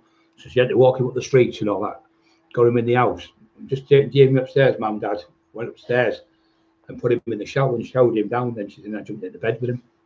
No shame there, like, she doesn't give a fuck. She can't get a man, that's why she stays with him. She can't get another man. She's desperate, so she stays with that idiot. But he bullies are terrible. Bullies are bad. She went, he's bullying me again. Always phoning us, getting other lads. All I call Craig a boxer from Middlesbrough. She kept phoning him to go and threaten him. She told us the truth. She went, and he doesn't even write. She was spawned because he'd been bullied her and shouting at her. She went, he doesn't even write the books, Brian. I write the books. I'm a stenographer, and he just records them. He has never written a book. Tell him to try and write. So I said to him, do us a favour, can you write this letter for old Bobby for the Joel? It was about 10 words and his name and address on it. He went, oh, I'll do it tomorrow. I asked him out 6, 7, 8 times, not once. And then I knew he couldn't do it. I knew he couldn't type. And he won't come on and shows that you can type, because you can't type. You pretend to everyone works 7 days a week. How can you work 7 days a week typing? You can't type. You just lie, and you even your wife blow the socks off you. You can't type. Mr. Elwood, ask him to type in front of you. Ask him to type in front of you. Can't type. He's a fucking bullshitter. So the lad down there, Gary Hutt, I think he's called. Was believing everything he said, and he was going to take him on. He was going to be making about £1,000 a week. So the Ripper tour, it's been cancelled. Gary's now doing it with somebody else. And he said, I'm really, really sorry to you, Brian, and that. He said, I'll come on the show and tell you the truth about him. So he's going to be coming on soon to do a live with us and tell the whole world that he sacked him and why he sacked him. I won't go into the details, but he'll tell you. And he sacked him from the Ripper tour. Now, everywhere he goes, pissy pants. He does it everywhere. I mean, he went to Paddy Maloney's, and they were in there. There was Thingy Peacock. I can't remember his name now. Tony Peacock, I think. Was it Tony? Tony. That many peacocks I know from Hartlepool. He was one that he was doing there, helping people with mental health issues, and he was doing a video. So he's a lad called Dan the cameraman. He was doing the camera work, and Paddy was in the other. Paddy was like sat there and talking and doing the stuff and going, yeah. And he was in the background, but you couldn't hear. You were around the corner in the chair sitting, and all of a sudden, yeah. Snoring like that, really loud. I went, stop. Woke him up. Went, what are you doing? We're trying to do the bit. I'm sorry, guys. I've just had a bad night. No, it's off his head and fucking brown again, and pissed out his skull again. Stopped again. Did it again. But 3 times he did it. In the end, Paddy went, stop it. I can't do this. I can't work with somebody who's pissed. He's pissed out his head. I can't work with somebody who's pissed. And he had to stop the show. They were doing the Altar Boy documentary. And they did the same with me and Neil Jackson. I said to Neil Jackson, where the fuck you been, Neil? You've been fucking 4 hours late. He went, he's had me in every single drug house all over Teesside looking for drugs. He said, I'll never work with you again, Jamie. Never. And he never has. He said, if I was you, Brian, I would get rid of him. Keep away from him. And don't ever bother him again. He said, let him just be the master of his own destiny. And he was right what Neil Jackson said. He's just fucking completely made a fool of himself. There's no fucking, I promise you now, there's no Sykes movie. He told me he had £1 million for the Paul Sykes movie. That was 5 years ago. And now he's saying 5 years ago. So 2 days later, I went, it's not a lot, right? £1 million. I said, still good. And he went, oh, you won't believe it. You're right. They've just phoned me and told me to give me $2 million. Then I knew you were a fucking liar then. That was the day I knew you was a lying cunt. He said, you got $2 million. I said, well, I'm sworn by secrets not to divulge who's sponsored it. But you know yourself. See, it was the Co-op, or it was fucking whatever, the BG or whatever fucking shop or whatever company or a taxi firm or whatever.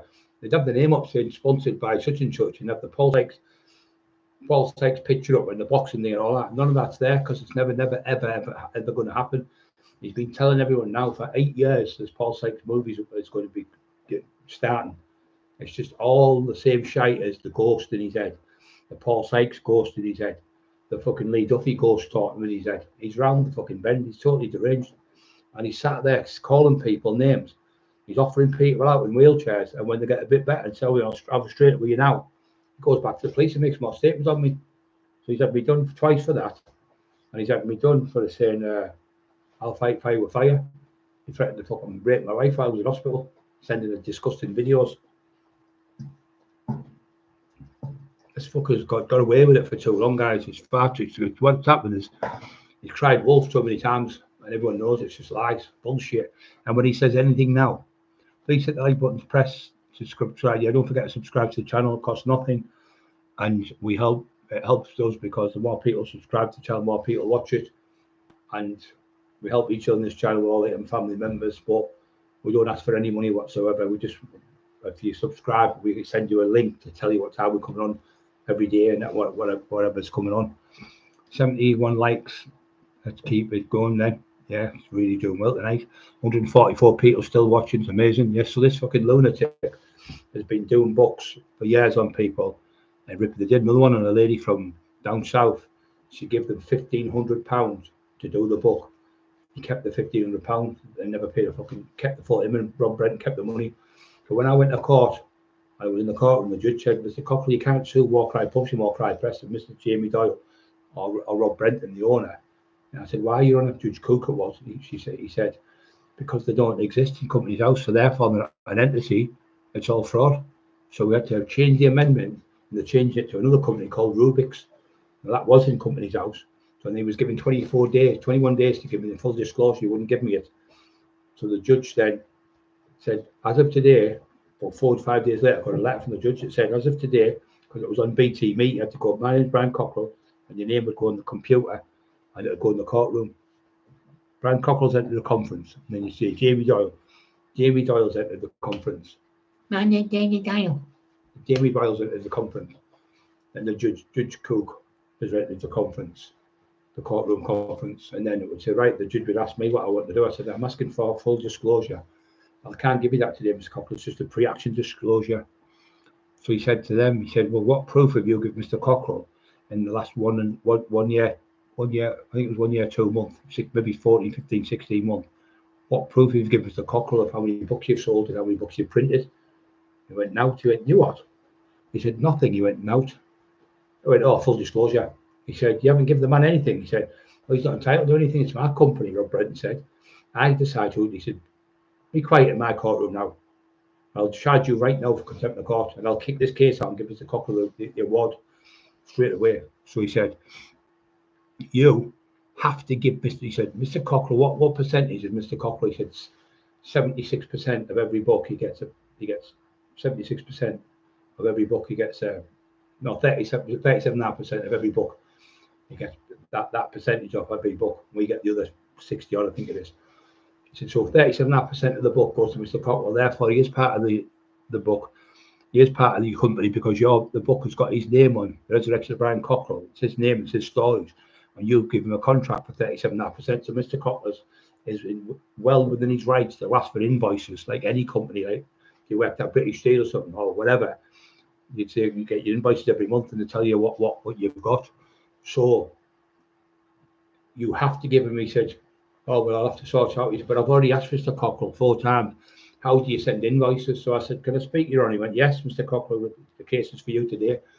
I find that very strange. He says, I was just about to say the same thing, Mr. Cockerill. I find it very strange, he said, that you don't know how to send invoices. And you've been doing these books for 8 years, he said, the judge to him. And then the judge says, oh, I realise now, it's all fraud. It's fraudulent case. So he knew it was fraud. They've been fraudulently not selling, so fraudulently for 8 years, never paid 1 penny inland review or the HMC customs. So that's coming to them as well. That's coming knock on your door as well, by the way. So the judge said, give Mr. Cockerill full disclosure. So he didn't give me it again. So what happened is, he said, as of today, no one records anything, even though it's only on the telephone. It's still the courtroom conference, it's a courtroom hearing. No one's allowed to record anything. What did Dumbledore, what did Dickhead do? Doyle.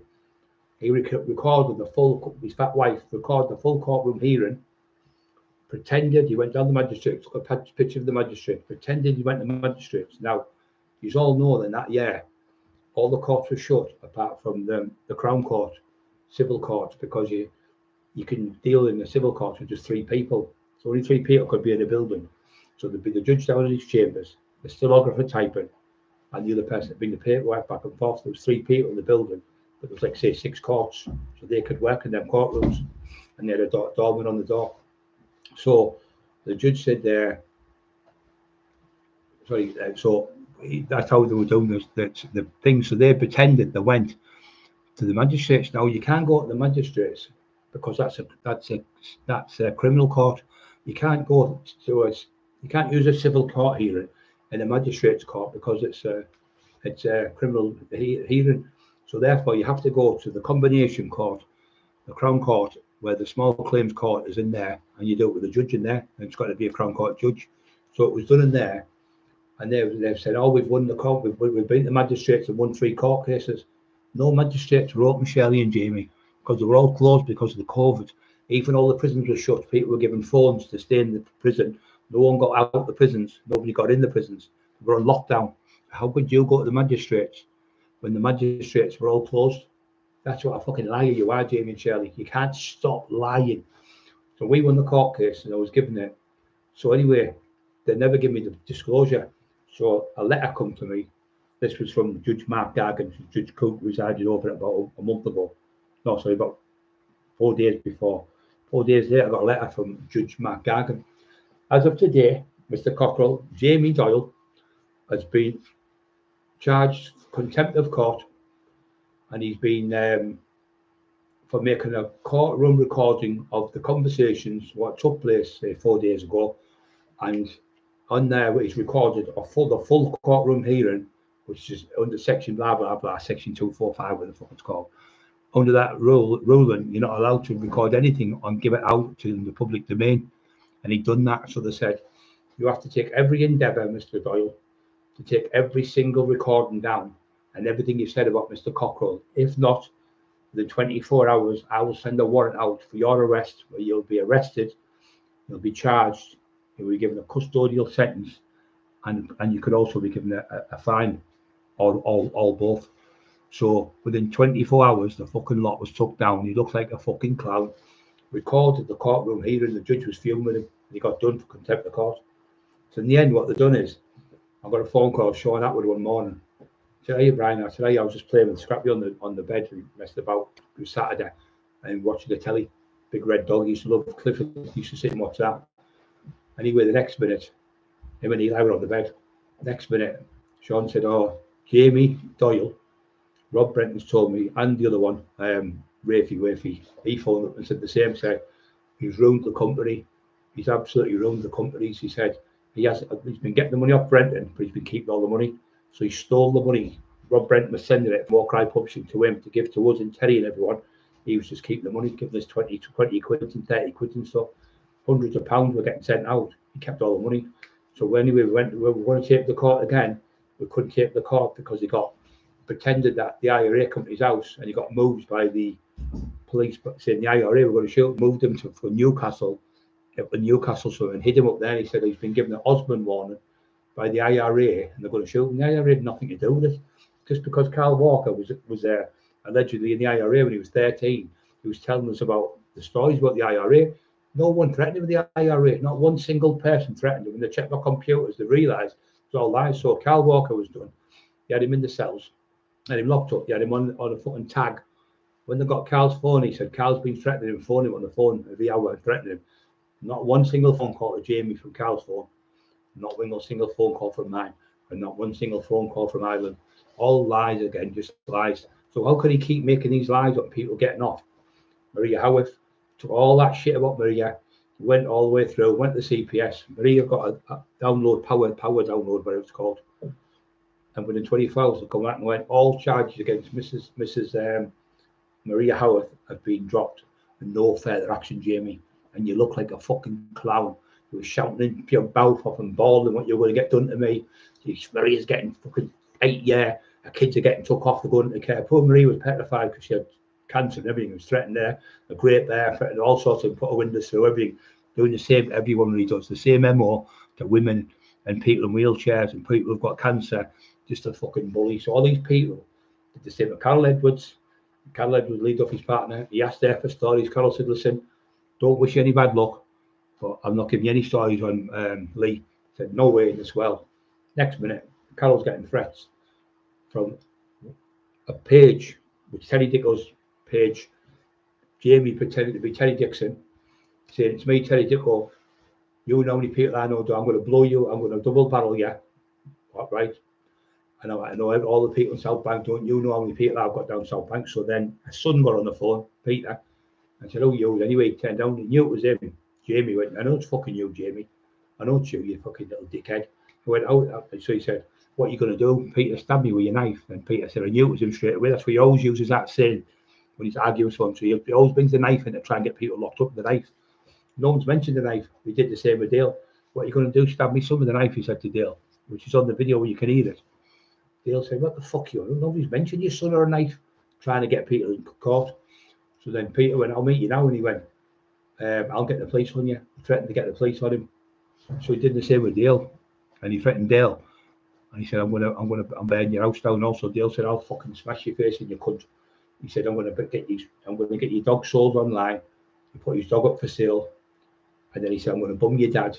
and I'm gonna shit and piss on your grave, and I'm gonna kill your dog, stab your dog. So Dale said, I'll fucking stab you, you cunt, you fucking scumbag. So then he spliced it off, put the bits with Dale. After that, I gave him up 4 or 5 times, argued with him, spliced it together, went down to the police station. The tears came again, crocodile tears, pouring on his face, crying in the police, help, please, this man's gonna kill me, please help me. Tears pouring out his face. Dale seen the video of it, he said, unbelievable con man, the tears coming out of him. Then he did it again with the tears again when he went to the police station with somebody else. Going to the police station crying, this man's going to kill me, I'm shitting myself about my wife. He did it with our church leader. Our church leader went to see him, and they were on the noise, him and his wife going, hell, we frightened, but my son, we frightened, and all this shit that was doing, all that stuff to me, to Tony at the house, 16 mile away. By the time Tony got home, she was talking to him for about 15 minutes, and she made a cup of tea. And Tony was talking to Jamie. He said, we'll get all this sorted and we'll shake hands. And we'll say, oh, that's great, brilliant. We'll do that with him. Tell him we'll shake their hands and all that.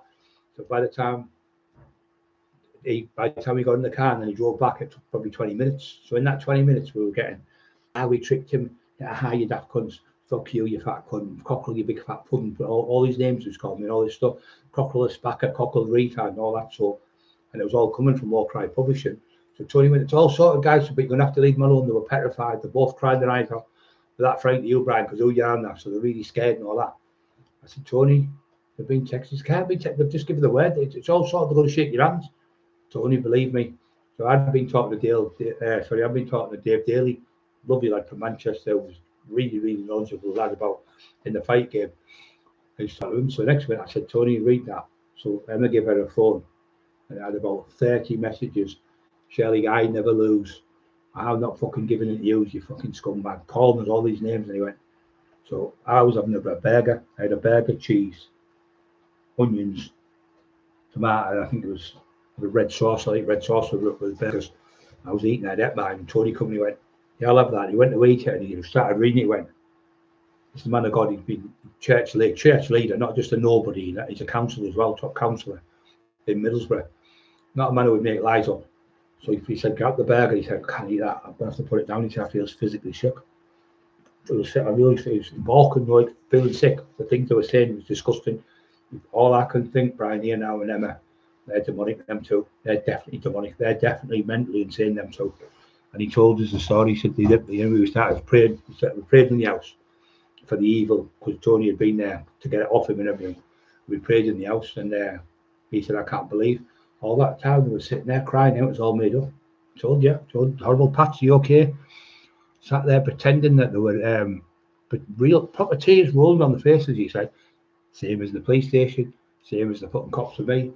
Oh, so he's a con man, he's a fucking fruit nutcase he is. KK, it was Sean McNulty. KK, yeah, Sean McNulty. I know that name, I can't think. Geordie Boy KK was Sean McNulty. I don't know where I'm at with that one. KK, I've lost guys. Obviously, I'm talking news or talking something else. Yeah, so Ragnar, I haven't seen you for a while. Hope you're okay. How you up, all? Borough, Geordie Boy, KK was Sean McNulty. I know that name. It rings. I think that's one of the lads will come forward and start talking to, I'm sure. Timmy B. Hey, Timmy, son, love you, Tim. Pats, are you okay, son? Pats again, hanging on, hello, brother. Hey, Ragnar, Timmy B. Well, Timmy's been, he's seen it with his fucking own eyes. He trusts us with his life, and I trust him. Same with a load of you guys, we trust each other here, but when he's seen it, he says, I believed you. But when I'm reading it, he said, he was the same, he felt sick. He said, it made me feel fucking ill. I want to rape people's wives, rape the dogs, but bum the dogs, kill my dogs, cut the dogs' legs off, cut the dog's paws off, and bum the dogs. We'll cut Eli's paws off, he said, with a pair of shears, garden shears, and Eli won't be able to run away, we'll bum him.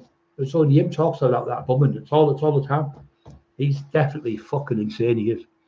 Jack the Ripper's living in his house. No, Jack the Ripper's from Middlesbrough. Paul Sykes is living in his house. How the fuck are you going to get away with this one with psychological? I mean, I'm a little bit good on psychology. I'm really good at psychology, but I'm nowhere near trained like these. But my mate, who's been doing it for 20 odd years, that's all signs of a total sociopath. a narcissistic sociopath where they can turn the tears on in a second. All narcissists can turn the tears on. He said they're trained. You just have to turn it's like a switch. They're all it's in their head. Complete narcissists. They feel sorry for themselves to make themselves cry, to make other people feel sorry for them.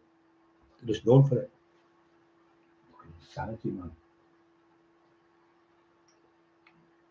Our Paddy's been on the phone this morning. Our Pad's going to do another live with us. He's the same Paddy. He said, I can't fucking believe how bad it is. Terrible. Trying to set you up with the cops. That's what he's doing. Trying to set us all up.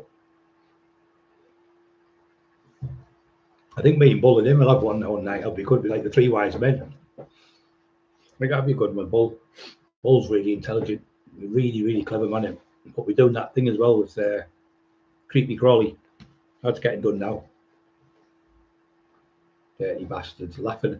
And one person put on there about the young girls who got raped, the two sisters, by that fucking horrible bloke who was at worked the doors, Millie Downer, and it was a sister, I think one was 11 or 12, one was 12, 13 or something, and he put a post on, that horrible little creepy cunt, and said something like, what I'd have asked him was, who did you shag first and who's the best shag?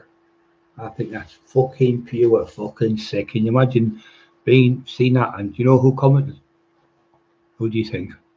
You all know who commented. The only one who commented was you, Jamie. You're the only one who commented on that fucking post. Out of all the people in the world, only you commented, because that's your friend, isn't it? Another weirdo. Mr. Stumble. You working with Mr. Stumble from day one. You and Stumble trying to bring me and Emma down. And they're all together with the fucking SW. Brian, What? it wasn't, it was Emma, please let me do this. It wasn't really Dowler. It was the two young kids, and they did a concert about it in Newcastle. Right.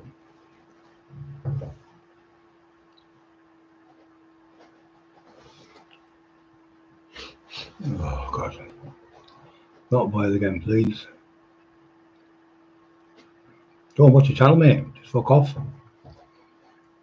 Don't listen to your shit. We know that's you, daft cunt. Put that thing out of the way. That's you, Boyle. We know it's you. We know it's you. Mile away, divvy. Crank face. Don't watch the fucking channel. If you don't want to watch it, fuck off. Nobody's making you watch it.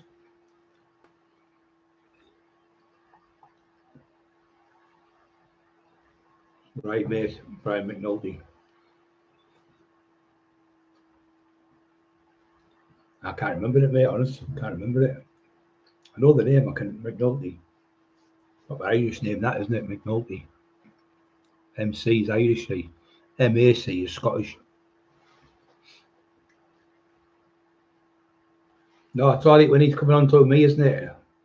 It's all right for him coming on to me. You can't handle it and get it back, can you, Jamie? So you make your stupid fucking multiple personality shit fucking things up.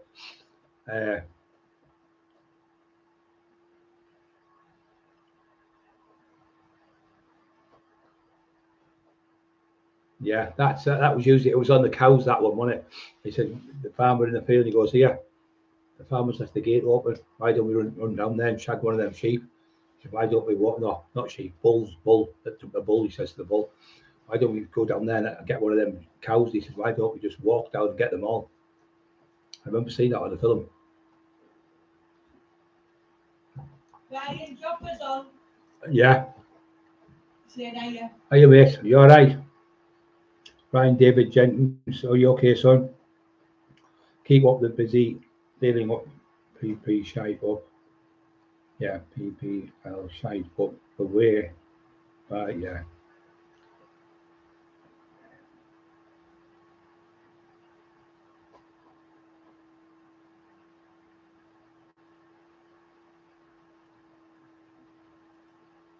On Facebook. Well, yeah, I'll get him to have a look because I don't use it. I haven't got a fucking clue to use it. My hands are fucked. I'll have a look there. Yeah. As long as you're all right, Ryan. It's the main thing. With respect to you as well, brother. If it wasn't for all yous on here, me and Emma wouldn't have been able to do this. It's because they use a lot of people supporting us and being behind us. But for the first few years, people believed him. Because you looked at him and go, that little daft cunt, there's no way he's going to be able to fucking do things to the tax man. But that's his trick. You look at things. When I was looking at that, I don't need a contract out of him. He wouldn't dare rip me, he wouldn't dare. Wouldn't have the bottle. I mean, that's the con, little dirty bastard, but he's got the fucking all the Cleveland police behind him. Sat there. We sat in a video. He's even on one where he's with the police going, my police officer friends, the authorities, my friends, call them his fucking friends. I've opened a CID room for me to go down and rehearse them with him. Whether he's lying or not, doesn't matter. He said them coppers, but I can prove them coppers aren't fictitious because he's done 2 books on them. So surely it's a conflict of interest. Police officers in the past tried to nick with Eugene Tate and Roy Morton for murders and drug charges, and now working with Jamie, and did 2 books with him and divulged under the Special Secrecy Act. You're not allowed to divulge information. They give information about the Lee Duffy murder, where the family can't get information. The mum, the dad, the brother, sister, the kids can't get information on the Lee, but they can give it to Jamie Doyle. Come on, they've broken every fucking. Emma spoke to the Met office and said, what do you mean? Anyway, the woman on there said he's in trouble now. He's divulged information where he's had official under the Freedom Act, where you're not allowed to divulge it, about like social workers, school teachers, policemen, priests, lawyers, solicitors, nurses, doctors. They all sign that so they can't divulge information. He's went out and talked about it on the fucking show, that would show. So it's not Jamie sat with a copper who's involved. He said he was involved now with him. His friend Ray Morton was in the murder squad. He sat with Jamie in Jamie's house. He sat with Jamie at Jamie's house. So he's in the pub with Jamie. So he's running about with the police officers arresting me at my house. The bent coppers from the past. He was a bent cunt. Corrupt as fuck. Even the CID once she went, oh, him, I never liked that Morton. He was always corrupt. Always corrupt. They all knew. They all know they're all bent. So he's hanging around with bent cops. And then they've had me arrested. Twice they've pulled me in. 3 times they've been in my house. And I've had to go in 4 times myself. 7 fucking times. No further action on all of them.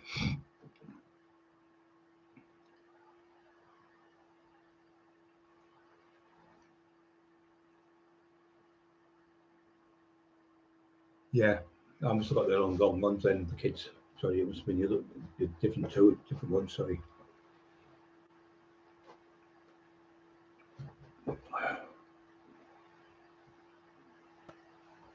But whatever comment he said about the 2 kids who got raped, about the blow, it was only him. Jamie put the comment underneath. Out of all the people, no one else put a comment, only him. After fucking creepy Craig put a horrible thing comment on, he put a comment underneath, like laughing face or something he put. That's him all over in it. Animal beast. You're not dressed up with women, but why are you wearing a dress? Call yourself Beryl.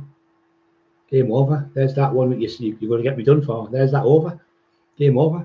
Where's the one you're saying, I don't take drugs? Well, you've just admitted you smoke crack and weed. Where's the one where you're disability? Game over again. So you can't get away with it. Where's the one where I'm saying you're mentally ill?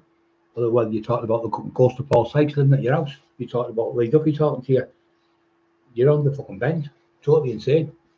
Talking about ghosts, typing on your typewriter in your house, telling you what to say. How is that? How are you going to go across? You're non-compass mentis, you're mentally deranged. You're insane. You're a mental patient. Even your own nephew come to see me and went, he's around the bend with the cuckoos. He said none of our members talk to him, none of the family talk to him. His dad kicked him out when he was 16. He said no one talks to him. The whole family can't stand him. His brother was in the army, can't stand him. They won't have him anywhere near him. Pretending his nephew's staying at his house. His nephew was that fucking worked at the Middlesbrough football ground. He was a security. He worked with Maniok. And he come to the hospital to see us. You turn around and told everyone you're going to do a book, Tina Shaw, and you've been going out with her for years. You're having the dates with her. You were meeting her and you were going drinking with her and all that. Tina Shaw with my show and went, I've never heard of you, Jamie Doyle. If you know me, phone me up now if you've got my number. You don't know me. You've never met me. And them tape recordings aren't lost. They're stolen out my house. They were stolen by Gary Shaw. And Jamie Tinfoil got his hands on them and tried to make them into a documentary with that fucking rat, Paul fucking Suggett, from Hartlepool. 3 times that cunt's done it. 3 times or 3 different people where they've said they don't want the document he's doing. 3 times he's been doing this. And he's calling me in fucking shows now.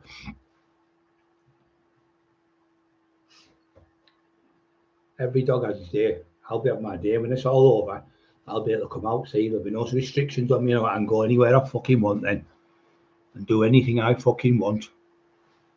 But see how clever they are then when the restrictions are lifted off me.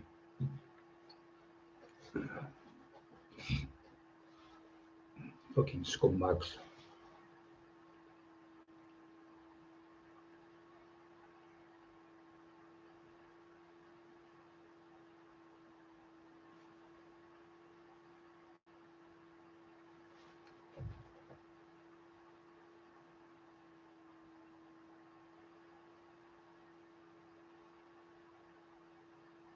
Yeah, we're all here for each other. Well, that's what he does. All this time, he's never said, he's been telling you for 4 years, he's never made a statement. Well, I will keep getting locked up. Oh, because little old Shirley's made it. Every time he just can't stop telling lies. There's no court case. You've seen all the letters. You've seen all the fucking proof. He's fucking round it. But it's only him mentally deranged. You could say, for instance, you've seen him like that, picking that bottle up with your own eyes. You put it down, go, it wasn't me. It wasn't me. It wasn't me. He'd admit it. You could see him on camera stealing something. He was caught in the pub, pinching the box. Not a pub, it was a box with money in at the back of it in a pub. Pub come in. It was a pub for the money for the kids for a boxing do. And he's there pinching the box. You know the blue box thing where you put the money into it, 10 pence and all that stuff. He's there pinching that and on camera. And they kicked him out of the fucking gym. Never to come back. Kicked him out of the gym. Proper tea leaf he is. Pure thief. All of these records, full thieving, burgling people's house, robbing people's houses. I've never burgled anyone's house in my life.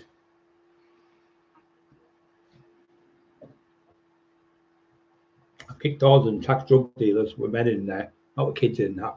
I would never burgle old people's houses and things like that. I don't know what houses he burgled, but he got kicked out of Colby Young for selling the brown and heroin, and he got kicked out of by Joe Livo Park End for selling it, and then Kev Robinson, boxer, chased him off Hemlington, and he got kicked out of when the pub was at the bottom of Cockerill, in the fucking place now.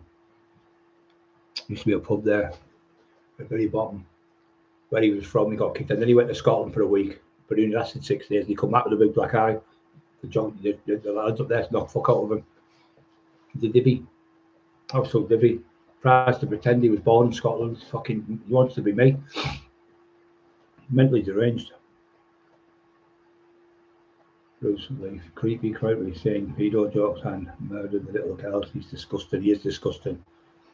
Fucking vile. He's the same. That cunt. When they were talking about the kids, he said when he met a 13-year-old girl and a 14-year-old schoolgirl when he was at Blackpool, because what had happened is the kids were on the 6 weeks holidays. So Paul Sykes was a swimmer. So he said, oh, and in that time, Paul Sykes is the greatest swimmer in the world. He's always got there for fucking Sykes, the greatest. So it was 1972 or 4, I can't remember which Olympics it was. And it was Paul Sykes was just a normal swimmer. He could swim good, just average swimmer. But you got the great Mark Spitz, moustache, swimmer, American, broke 7 world records. 7 world records, first person to do it.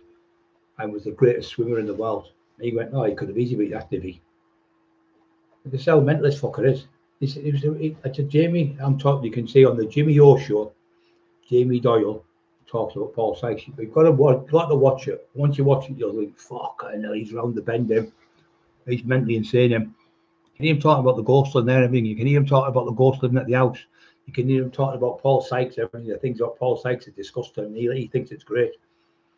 He used to go in the shops and piss on their beds, go, that mental fucking backward fucking head he's got, ginger head. Until he's backward with his fucking head, big fat head he's got. He's come off YouTube. Why have you come off YouTube? Because you're shiting yourself. That's what's the matter. You're shiting yourself in case I get no further action on you. But when I go in, I want it to go to court. I don't want to know further action. I want to go to trial. I want to show the fucking whole world on video and camera and everything what this maniac is. And no fucker is ever going to point the finger at me and say, oh, Brian was wrong or Brian was out. Brian bullied him. It's all going to be proved what this animal's been doing to people. And that's what I want, justice for all them people like Marty Turner and all the others he's tortured for years. This cunt wants putting in the nut house for life. He wants nutting off in a fucking mental hospital like fucking Brady and his wife's like Hindley and Brady. They're like him and his wife. That's who they remind me of. Two fucking weirdos.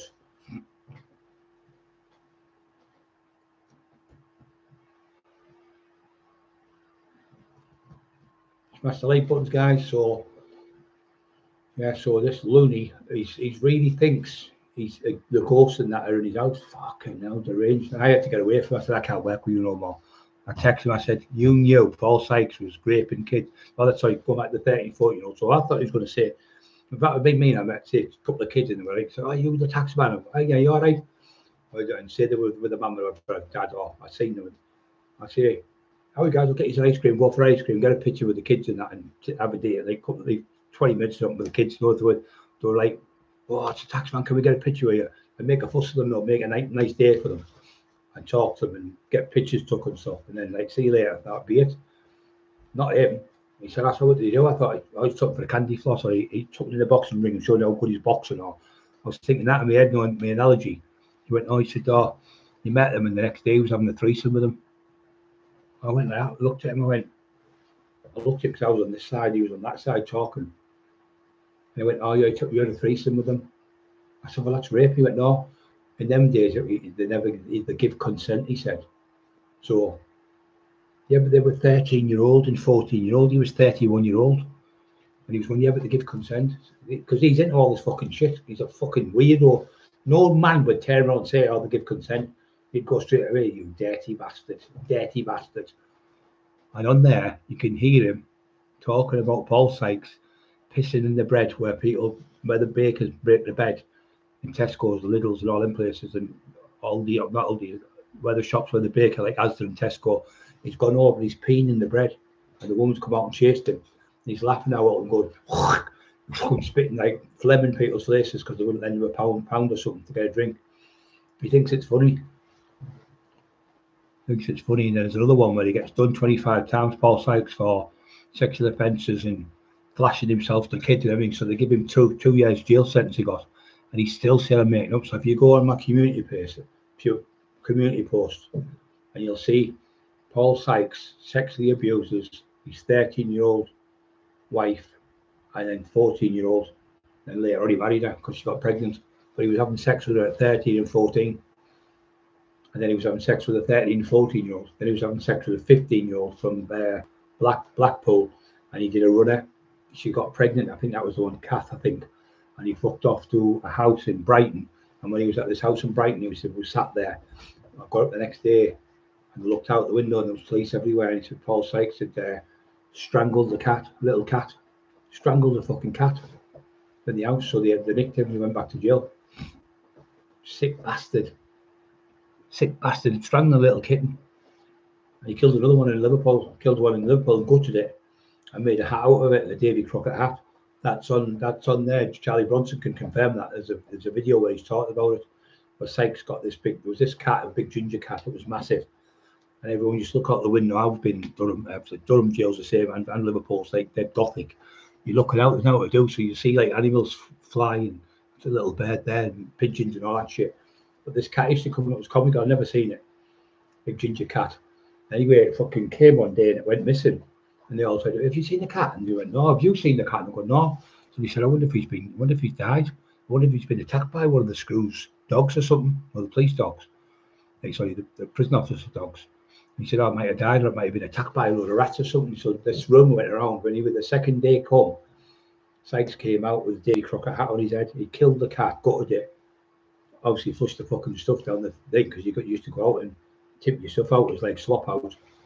And he killed the cat and had it on his head and walked out laughing. I thought, you fuck, punched his fucking face if I was there. And then Lee Duffy offered him out in Durham. Lee was in the Borstal and he was about 20. He don't usually go into jail at 21 because he was massively huge. He was about 16, 15 stone, ripped to the bone, 6-pack. Super fit. So Sykes is coming off. Sykes is on the wing, coming back from boxing on the back. Lee's come in from Borstal, where the earring is, where the kids are, that's where he's going. So he's only like 20, say. So Paul Sykes was the earring cleaner.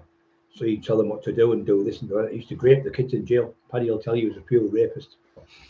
So, a known rapist of kids in jail and people outside, and all the people in Wakefield and all the schools have come forward and said the same all over the place. So, Sykes was known for fiddling with kids, young girls, everything. That's just a beast. He written in his book in 1972, I love schoolgirls. He said, I want to have sex with a virgin. He said, but this will probably get me in jail. This will probably get me in trouble 4 or 5 years' time. Now, when he written his book, he got a Tesla award. Doyle only went and got the same book. He didn't write that book, Boyle. He did not write that book. That book was already written by Paul Sykes, right? He got his sister to go and get a solicitor, Rob Brenton, paid £200 or £300, and she got the book signed over to her. She gave it to then Jamie Doyle. Jamie Doyle went and fucking just copied the same book out, put a couple of stories around a couple of more people, and stole the whole book. 90% of the book is Paul Sykes written, and the little scumbag, little dwarf legs, bendy bully, bend over fucking bully, ginger nut. He pinched all the content, and he's promised the girl. He said to her, that was his sister. So when he was with the sister, she said, I went to a seance, and the sister's on the Jimmy O show.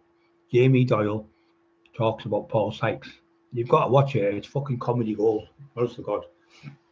Anyway, his sister says when she went to a spiritualist, spiritualist was talking to her and said, oh, he said, it's not good, this. I don't know if it was a man or woman, I can't remember now. It's not good, he said, but the person, he had big, massive hands like a gorilla. He was massive. And what he did to you was horrible. And I don't really want to report what he did to you, but it was really, really, really bad. And he really hurt you. And I said to him, what did he do? So she told him the story. I can't put that in the book, he said. And I said, why? She said, well, no one would have bought the book. I said, what? He said, oh, he was raping his own fucking baby sister. She was only about 11 years old. Going to the fucking room and raping her every night. Raping his own sister. She said, I wish I had a big, strong brother like everyone else had. Like a big, strong brother. I wish like everyone else who was at school did. Not the monster who used to come to my bedroom every night and abuse me. I can't put that in the book. And he says it on the Jimmy O. So it's Jimmy O show. Jamie Doyle talks about Paul Sykes. When you watch it, you'll turn your stomach. I'm telling you now, it'll make you throw up. You'll never buy the book off that cunt again when you see this. I'm telling you now. Yeah, that's exactly what he's doing. Well, what he's doing, to let me explain to you, he's bullying him up. He's this big, hard, fucking tough guy and all that shit, right?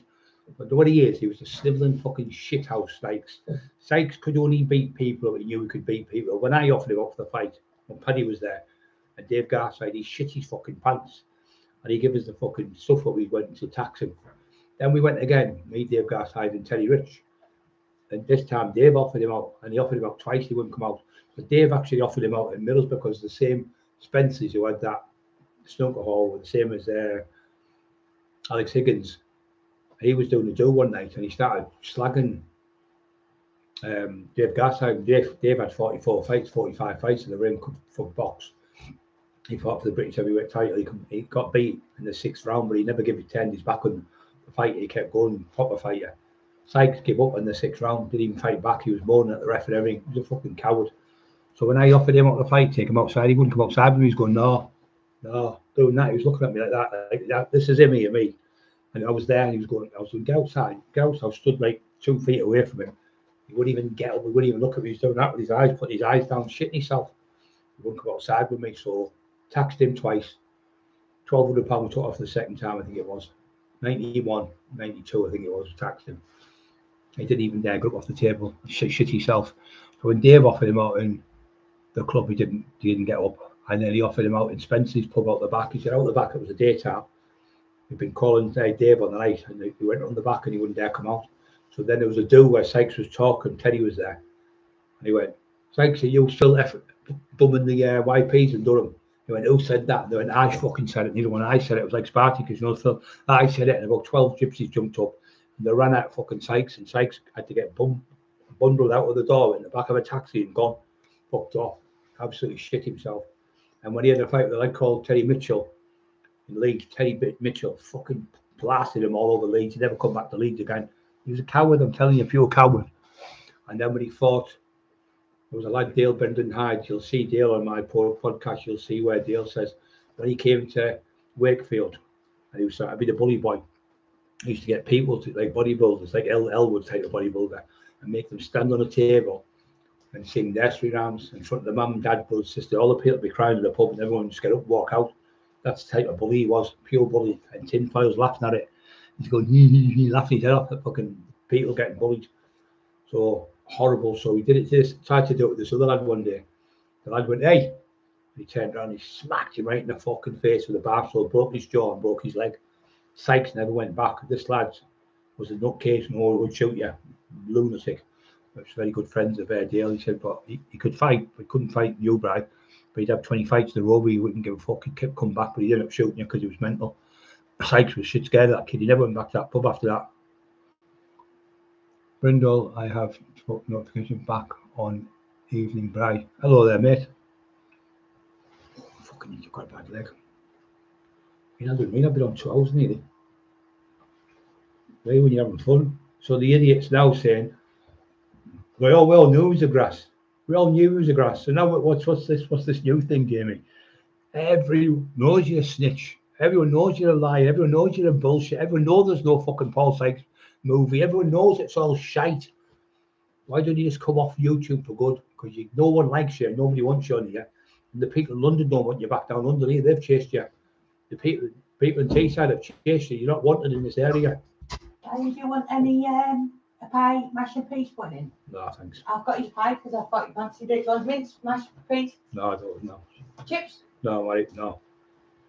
Any pie in its own? No. Steak? No, I don't need that. I've just had that medicine. Okay. Makes you feel sick when you have that medicine. So now he's saying he's not a grass, but he was a grass. He's fucking around the bit. He's mentally that he is. Jane McDonald. Hello there, Jane McDonald. Old MacDonald there, the pearl. Yeah, he's mental and he's fucking.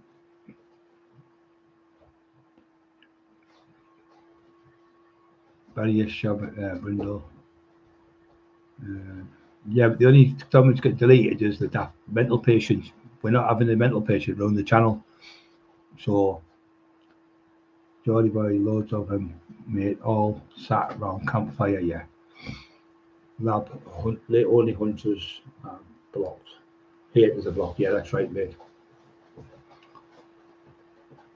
Why would we want to read shit when we can do? Why would we use our energy looking at shite from Jamie Doyle? This is the man who laughs at children being raped. This is the man who laughs at fucking Paul Sykes having threesomes with 2 children. This is the man who idolizes him and sleeps at his house with him and lives in his house and types of the ghost went like this. Like that. On the Jimmy O show, Jamie Doyle talking about Paul Sykes. You've got to watch that show. Once you've watched it, you'll come in and go, fucking hell, Brian, I really thought you were exaggerating. When you watch this, it's the biggest comedy gold you've ever seen in your fucking life. There's about 200 people watched it already, but I want thousands to watch it to show how deranged this fucker is. The shit that's coming out of his mouth, and it was the ABA. I was in the ABA championships. What a load of fucking cack. He never fought once ever in any fights. You can't fight. You're a clown. Absolute clown. You're a shithouse snivelling police informer. A known police informant all over the fucking place, everywhere in Teesside. You're known for snivelling grass. You're offering people out, and then you phone the police on them. What he does, he offers them to come to the house. When you get the house, him and his son, he's got his son on one side recording, his wife to the other side, and he's at the top saying, "What's the matter, mate? Howie, I was only joking about that with that, mate." And then the lad might be saying, "I'm going to smash your face in." So his wife's then recording that, and he's stood at the window with his hands like that with his hands, so you think he's got it out in his hands, but they're recording at each windows. So then the lads think he's got it out in his hand. I'll just shout at him now, but he's tricking them into, "Yeah, I'm not scared of you." You'll say something like that. The next minute he won't say now, and then the lad will say, "You fucking divvy cunt, I'll smash your face in." Records that, then goes to the police and there's a man outside my house trying to beat me up. I've got him on recordings. This cop woman said to someone there who worked there, she said, "I've worked up here for 4 years and I've had to go out 4 times for him early hours in the morning where he's shouting about people that want to fight him, and I've got there and it's him starting the fights." This is one of my mates who's an Asian lad. It's his cousin. She works as a policewoman there, just a PC. She said he's always causing trouble in the village. Since he's come to that village, it's nothing but trouble and every night around his house. And all the neighbours are complaining about him because of the, he's always threatening the neighbours. I'll get my friend Paul Venice. Paul Venice said to you, that man, he got conned just like Eddie Elwood, all the others. Paul went to Manioc. He said, "How are you doing? You all right?" He said, "Yeah, I'm Brian Crockerill's friend." He said, "Oh, Brian's a legend. He's a great lad, Brian. I love Brian." Paul said, "Great lad." He said, "How about Jamie?" He said, "Oh, don't mention that fucking idiot to me." He said, "Everything he touches turns to shit. All the movies are supposed to be in it, all shite, all made up crap." Drove him fucking insane. Pretend he was in the Paul Sykes movie, pretend he was getting him in this movie, pretend he was getting in that movie. Oh, the film crew want to see you, Paul, and I've got your contract down London. All fucking lies all the way through. And he in the end, Paul Sykes just walked away. He said, Paul Venice walked away from him and said, "I can't work with you. You're a fucking crank." And everyone's Brian and Emma are now telling the truth, because he said at the end, he said, "Brian and Emma are telling the truth. It's all him. He's fucking mental. He's a mental patient.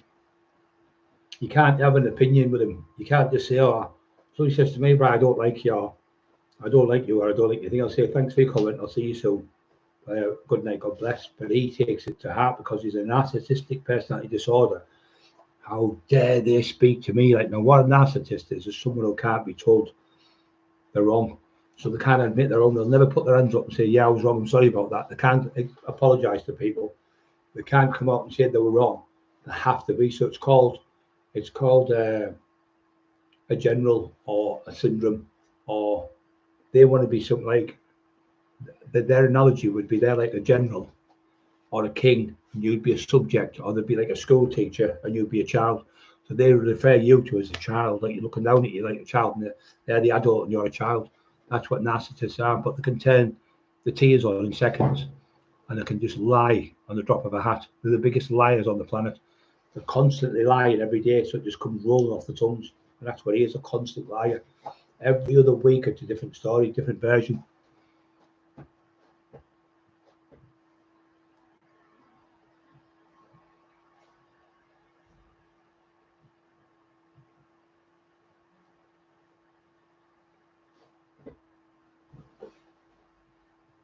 Look, Geordie just time out, can always time out again if needed, yeah.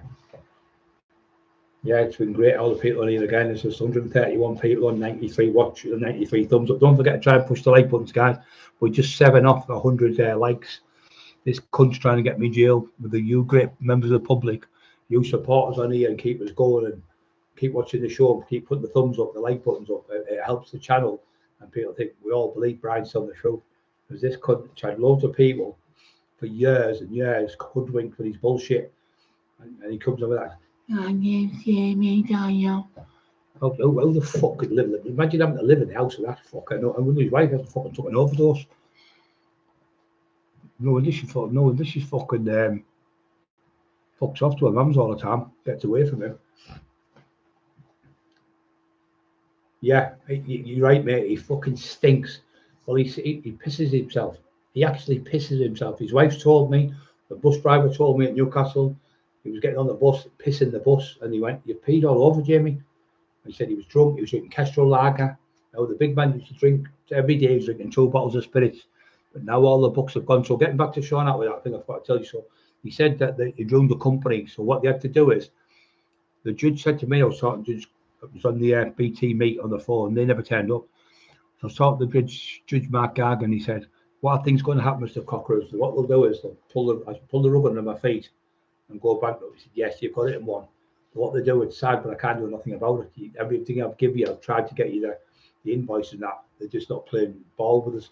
She said, "But at the end of the day, what I'm going to do with you, I'm going to leave this open now." So I've got a piece of paper off the judge like that, a letter from War Cry Pubs and War Cry Press, Rob Brenton, owner. I give permission for Brian Cockerill to go in all outlets, Spotify, Goodreads, what was the one? Waterstones, all different outlets, electronic, paper, paperback, Kindle, audio, all platforms for Mr. Cockerill to get permission on to get the proof. So I've got that. I haven't gone for it at the minute, but I've still got the letter. He said, "But there's no time scale on it." I said, "What do you mean you're on?" He said, "Well, I know you're pulling. I know you've been really bad, obviously, with the back operations, because I sent him the proof. They never said I was lying." The judge said, "Everything you've told me, Mr. Cockerill, over the last, went on for over 2 years." He said, "You've never missed a court hearing on the phone. You've never missed sending the bundles in for your due diligence is impeccable. It wasn't me, it's been Emma who did it all. And he said everything I've asked you to do, you've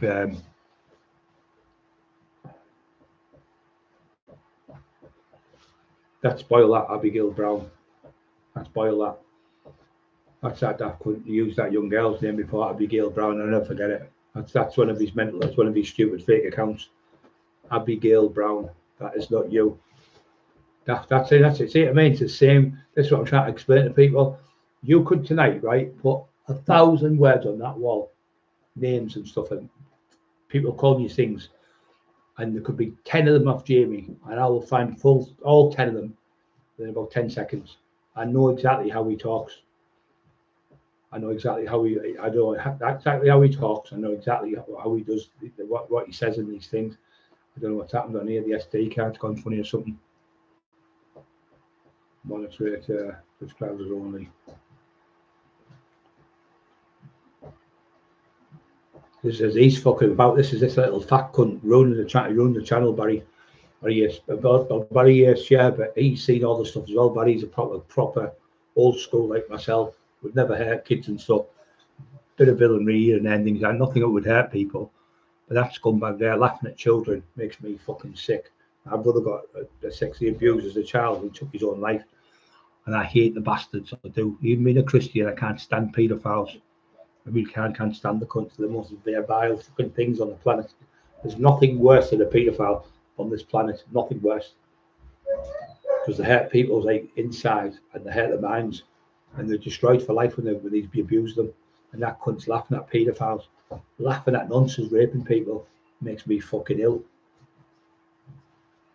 How can you laugh at somebody raping a kid? He can't contribute to me. So he's trying to make this Paul Sykes look like a big time, big balls. Twice I offered him and twice I taxed him. He done fuck all about it. He shit himself. Lead off he put on his toes, he shit himself. He's called him a nonce and everything in the wing. After one of these tablets, I feel a bit sick. It's that horrible, it makes you feel fucking terrible. But without it, I can't function because I haven't had the other tablets today, so I've just had these. Not this is me. These are just anti-sickness ones. These. So there's that little tiny bit of stuff. It stops you.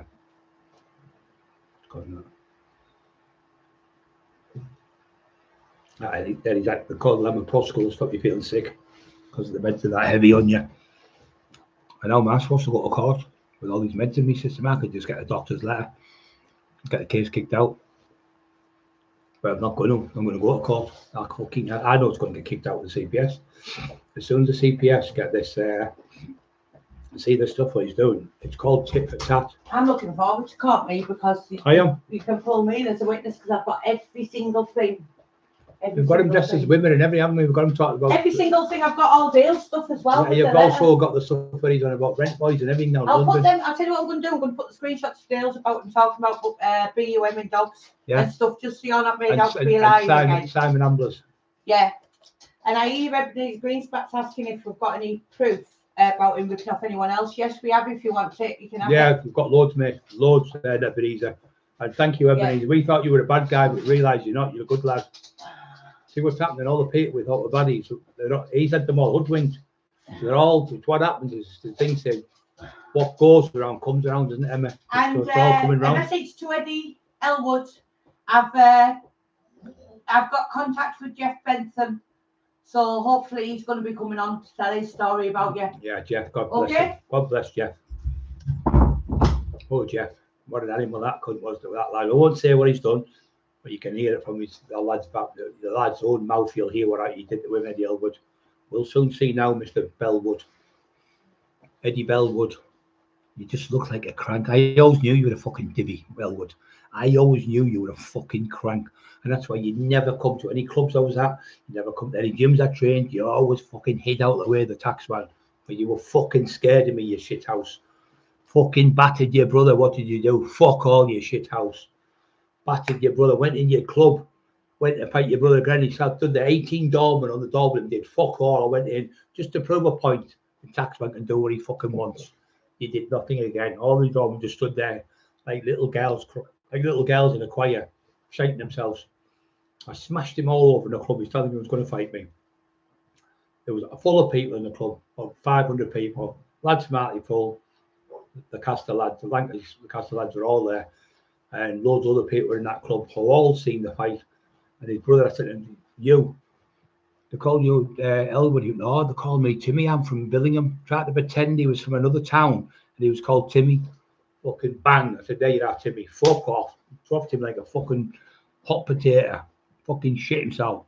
12 of his doormen ran like fuck, all like bell boys with them little waiter jackets on. They all run like fuck. Dave always stood with me, and obviously 6 of the lads anyway. The lads opened the door for him, then they escaped. I heard him in the doorway, and I was going bang, bang, bang round the ribs. I still know that screaming. You could hear him all over the fucking club. And then he ran up that road. He came in like that, like 20 men, big fucking, them daft, the way they walk, them bodybuilders. Walked in like he had 6 carpets under each arms. But you ran up that street like Usain Bolt. You fucking would have beat Usain Bolt that day. You fucking shit yourself.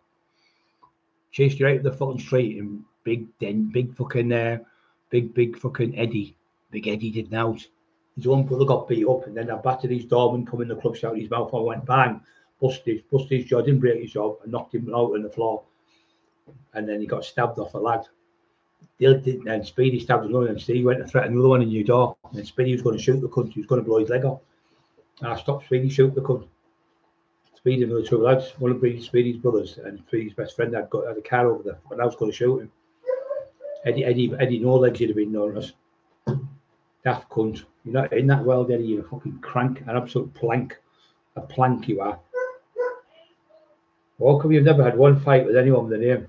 You're making these things up after, because you know I'm in a wheelchair. You make them up about Ernie because Ernie's 70-year-old nearly. And you make them up Lee Duffy because Lee Duffy's fucking not here to protect himself. You fucking thing. You never went into no club. You've even fucked up with the club.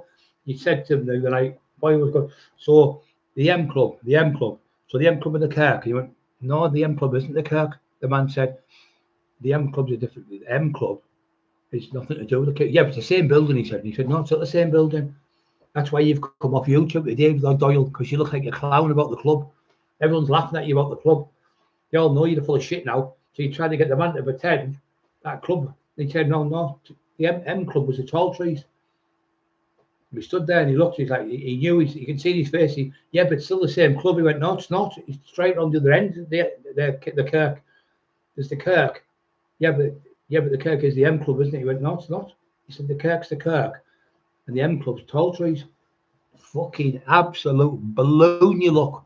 Big fat gingerhead. Go and get a bath, you smelly cunt. When you get in them baths, why do you sit in the bath?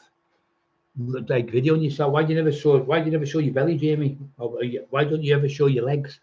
Why don't you ever show your legs? Because they're full of cellulite, aren't they? Old cellulite ass. The only way you don't see the cellulite is because he's got his dress on. He said, saying about cross dresser. Well, what's somebody doing with a pair of stockings and suspenders, knickers on, women's bra, women's fucking head scarf, like in the old days, one of them on, a wig on, or is it your own hair? I'm not sure. And then you're calling yourself Beryl, and you've got high heel shoes on, and you're walking through the house. Here's our Beryl, she's saying. It's pissing down the rain, and she's letting him through the back door. So how is that not a cross dresser? Hey, then you dressed up as that other one. The one off fucking the Goonies, dressed up as there. And you dressed up as you've got your wife's 90 on. You sat with your wife's 90 on. You all sat with women's clothes on. Because you're a weirdo. You only started doing that when you met Alex Reid. Because that's what he does. Well, if that's what he does, that's great. But at least he's got the balls to say that's what he is. You one of them, but you won't come out with the truth. But you came out on the Jimmy O show where you turned around and said, me and Oscar Wilde have got the exact same things in common. We're both authors and we both like little boys. We both like little boys, you said. And I'm going to get it. I'm going to give it an Ebenezer Green splat. That's what I'm going to give it now. And let him fucking put it out there. You said you like young boys like Oscar Wilde because he was gay.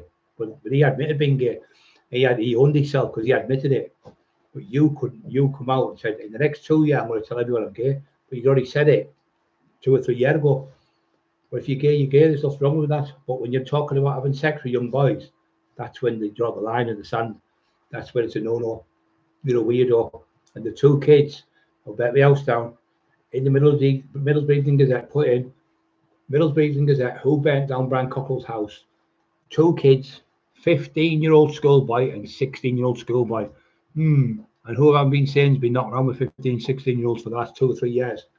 Who have I been saying? Rest my case, ladies and gentlemen of the jury. The same kids blew the socks off you because they turned on and said, oh, we've already fucking burnt Brian Cockerill's house down. We didn't know it was really him. And then they told somebody else and somebody else and somebody else. The next minute, we got the phone numbers. We've got the messages off them on the phone. What you told them to do, you fucking weirdo. Cost him $3 to get my house smashed up, windows put through, and firebomb my car and smoke bomb and throw smoke bombs at my house and petrol bomb my garage.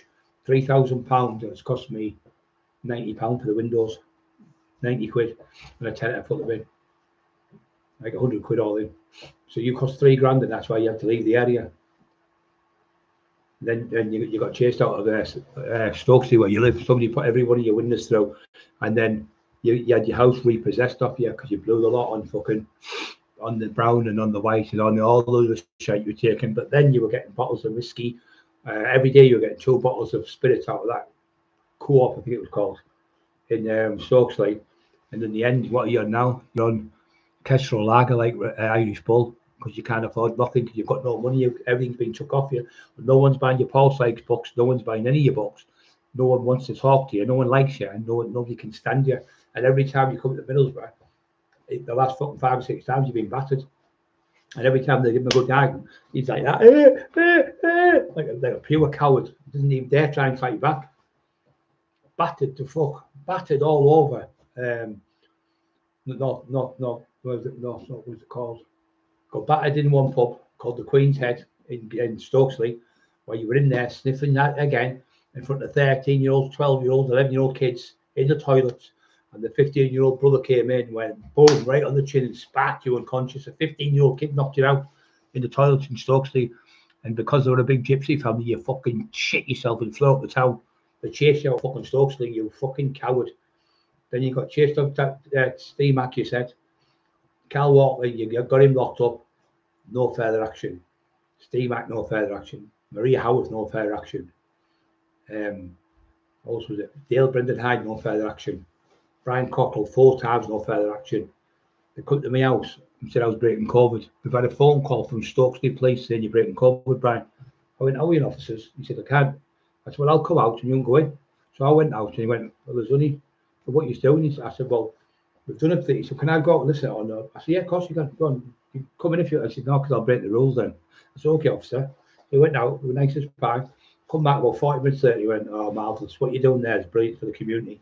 Helping people with depression. What a great idea. I can only commend you and say what you're doing is brilliant. And he says, just ignore him. He knew straight away the culprit was him. He knew. We never said, forget about the people phone. He said, just ignore him. So I knew he knew it was Jamie Doyle. So we got a phone call from Stokesley Police and you were breaking COVID rules because they wouldn't come from Stokesley because it cost them more petrol money. It's like 16 mile here and 16 mile back. So they wouldn't do that. So they would phone the person who was in the area, the local police station, which was like Stockton Police. They came out, they were fine. They went and said, keep it up. It was me, Kev Kilty, and Emma. And then he said, reported the one saying, Brian, the police are coming to get the CPS have told me they're arresting you in the morning. So Emma and my sister panicked. So I had to go down to the police station. I'll put it up tonight. You can see me having to go down. I was only out of hospital a couple of days, paralysed, fucking trying to get into the fucking hospital. And my legs were there. I could hardly walk, shaking like a leaf. I had to go down the one and say, what are you doing, Brian? I said, I'm down here, Jamie, such and such. She said, Jamie Doyle's said there's a warrant out for me arrest by the police. They've already given the warrant and it's gone to his house. We're getting arrested. Well, I've never seen that. I've been on all day. So it was dead quiet because it was Christmas time. She went in and he said, come in, sit down. She said, yeah, what's the matter? I showed her my back. She said, oh, that looks really bad, really, really sore, really nasty, I think she said. I told her what happened. She went, oh, it's terrible. She said, you should be in your bed at home watching telly. I said, I can't because he's torturing me. So, but I'll go and check now for this. She went on this thing. Just let me tell you this. She said, I said this to my wife. I said, I don't think the CPS can get involved until you give the permission for them to give them the stuff. She said, you're right. We haven't even got anything on you. As of now, we can't find nothing on you, not a thing. So that case was kicked out in the end because there was no further action. It was all made up lies again. So he's done it again, had me arrested again, where I've been on bail now for 16 months. I got arrested. Nothing's been. They've never found nothing in 16 months. He was saying he's texting me off these phones, and you give them the numbers and all the phones and that what he had. They've checked all the phones and the computers. They've got 7 devices, and they've got another 2 now. On the first 7 devices in 16 months, there's not one single malicious communication. There's not one single email. There's not one single threat, and there's nothing from the Facebook or anything. I don't use Facebook. So they said we can't charge him out. So the other day they got me arrested again. I went in and they arrested me. They come and arrested me. They took me other 2 devices off. He said, well, the phones just give me what you're supposed to be threatening them on. We've looked on them and there's nothing on them. They're all in what's it, where when they can't read it properly. So like, so he must have been recording it or something, and it's all fucked up the recording. So we can't charge you with nothing, and you're not staying in a day. He said, I've had enough of this. I said, why? Well, he said, well, I've had up to evening, Brian. He said, he's every day. Georgie Boy and SD that have obviously had these mods, and I said, you always said the story as well, even the last time you were remanded with Chris Curry. Yeah. Paddy was one of the first ones to get in touch with you, and obviously make sure you're all right for money and stuff. Yeah. In jail, because you were for friends for years before, weren't you? Yeah, I was in jail. I talked to him when I talked to Dylan. Yeah. That was his nephew. Yeah. That's Lenny's his dad. But you said he was always. Yeah, he just said, like he all right? He said, I've heard you've had trouble with a big black lad. I said, yeah. He said, you need to do it. I went, no, I said, it's getting sorted. He said, if you need any money, just give me a shout and I'll send it down for you. Yeah. And even the first day you started speaking after all this time, nothing was mentioned about anything, no. Right? He just said, let's forget about all that. And then straight away he wanted to try and help us, wasn't it? Yeah. So I say he's done probably more like I think we've both helped each other, I think, with what we've done. And we've put our side across about him not being. I got conned, obviously. He was saying he was just sat in the other. Obviously, woke up and smelled the fucking coffee and realised them lying bastards up Newcastle making shit up about him. But they knew my brother was abused and stuff. So they've used that in the head and been pulling him on meds and stuff. I was on a lot more meds then. And they're telling me this, he's done this and done that. And in my head and phoned me up every day. And when I found out the stuff, I thought, you were lying. He went, oh, no, they never really. I just made up to get him in trouble. I said, well, I thought you went to court. He said, well, I did, but I pulled out. And I thought, you dirty bastard. All that time, Paddy's never done nothing. I went, I can't wait for you no more. I've still got my phone call off SS. Wait for me, and I've not answered his phone about 3 months ago. I think there's maybe more. I never answered the one 4 months ago. I've never answered him since because he told me he was a wrong one, and so did that other cunt, SW. What do you call him? Yeah, SW lied all the time. SW fucking told lied about poor Paddy. Just to run with it to make money off his name because he's the biggest name in Newcastle. What a dirty low life trick to do. A dirty fucking drug. Dirty low life cunt. Low life fucker just to make money. But you're hiding down London now, shithouse. Another one going into the thingy swords where the men are. Woo! Another weirdo. Another Boyle Brigade. Fucking weirdos. I always said there was a paedophile ring, loads of them together. I've said it for about 4 years now. And I fucking knew they were all locked together.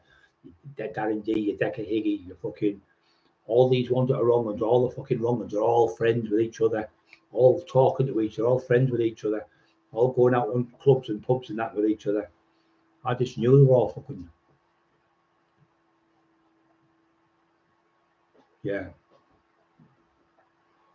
gang of delusional cabbage patch, gang of simpletons. They've never been in a fight. Paddy could fight for fun these days. What Paddy said, Brian was, he said, in my day, he was on about his fight. He said, but Brian was a total different level above everyone when he was in his day. Brian Cockerill was a different level than any other fighter. Brian was on a total different level than anyone in the day. Now, he only said that last week. Brian Cockerill was a total different level than anyone else when it comes to fighting in the Northeast. Total different level. And that's why I got on all these shows. The Taxman, the McIntyre, the Faces of Underworld, the fucking Royal Moat one, the Dispatches one, the fucking Gun Nation one about guns with the Manchester lads. I was in all them documentaries, national documentaries, not just normal ones. These that fucking ones that they do, Tin Pot one that SW does. Does a documentary in an hour. How the fuck do you do a documentary in an hour? The one I did with McIntyre took about 22 hours of video, 21, 22 hours of video. And then it took about another it took about another 3 months to edit, 5-6 months to edit. It took nearly 18 months to do that one documentary because it was done properly. They checked with the police what it was like. They got the newspapers. They went through all. They don't just go on, like the other page and go, spin it. Tommy Smith, John Daniels, Andrew Johnson. They don't just pick people's names. They go through the papers and they say, oh, he comes up a lot. He comes. Oh, Britain's hardest man, Brian Cockerill. And when I put myself as Britain's hardest man in the book, not one person come forward to fight me. Not one person over 20 years come forward. Not one single person. No one. No one came forward because they see me on the shows and they see what I was like, the power I had and stuff, and the people knew me in the area. Not one person came on. Now you see the others coming on now saying it. But in 5 minutes, I'll fucking fight you. I'll fight you. I'll fight you. They're all ready to fight because they knew I was a different fucking breed then than what they were. Different breed of animal. I had the power, I had the speed, I had the fitness, I had the physicality, like strength, I had the elasticity, I had the chin. I mean, I was hit by the best fighters like Dave Garside, Lee Duffy. They couldn't knock me out.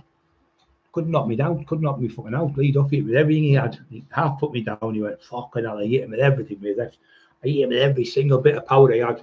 I couldn't believe he still stood there. So he rocked him, half down he went, and he just come at me and grabbed me and started fucking, fucking fighting with me. He said fucking strength was hideous strength he had. He had me picking cars up every week on the fucking floor. It was a party piece. I used to do it all the time. Boyle's going, I'm making it up. No, but when I was with you, Boyle, all these stories you put in the book. So if they're in the book, you obviously put them in there because you thought they were great. You went, I'm going to give that to Ebenezer Greensplat as well. But he's talking about how good I am in the day. I'll give you Ebenezer Greensplat it there as well, Joe. I'll let him have it, and he'll show you. This is going to put you to fucking bed, you cunt. Put you to sleep, this cunt. He'll be fuming when I give this to Ebenezer because it's the bit where he's talking for about 15 minutes all about Brian Cockerill being the best fighter ever. Brian was the biggest gangster ever. Brian was a legend in his area. Brian was bigger than any other people where we were from. Brian was actually the law in this area. Everyone knew him. This is his words, not me. This is Jamie talking about me. Me and my wife think Brian's brilliant. He'd never hurt any innocent victims like me and my wife. He's never hurt any children. Although you're saying I'm a nonce and a paedophile and all sorts now, because it wasn't beneficial to you then, was it? So in this video, he's saying Brian was the law in this area. The coppers wanted him. He was up for murders, kidnapping, shootings. The cops would do anything to put him away, but he never grasped on anyone, made statements against anyone. Now you're saying I'm making statements. You can't change your story, you silly cunt, from over 3 years ago when you did it. And you're talking about me 3 years ago, but you're talking about me in the early 90s, 91, 92, 93, 94, 95, 96. You talked about when you were on the streets of Teesside, Brian Cockerill's name was the biggest name in Teesside. No one was bigger. Yeah. Right, I'm going to go.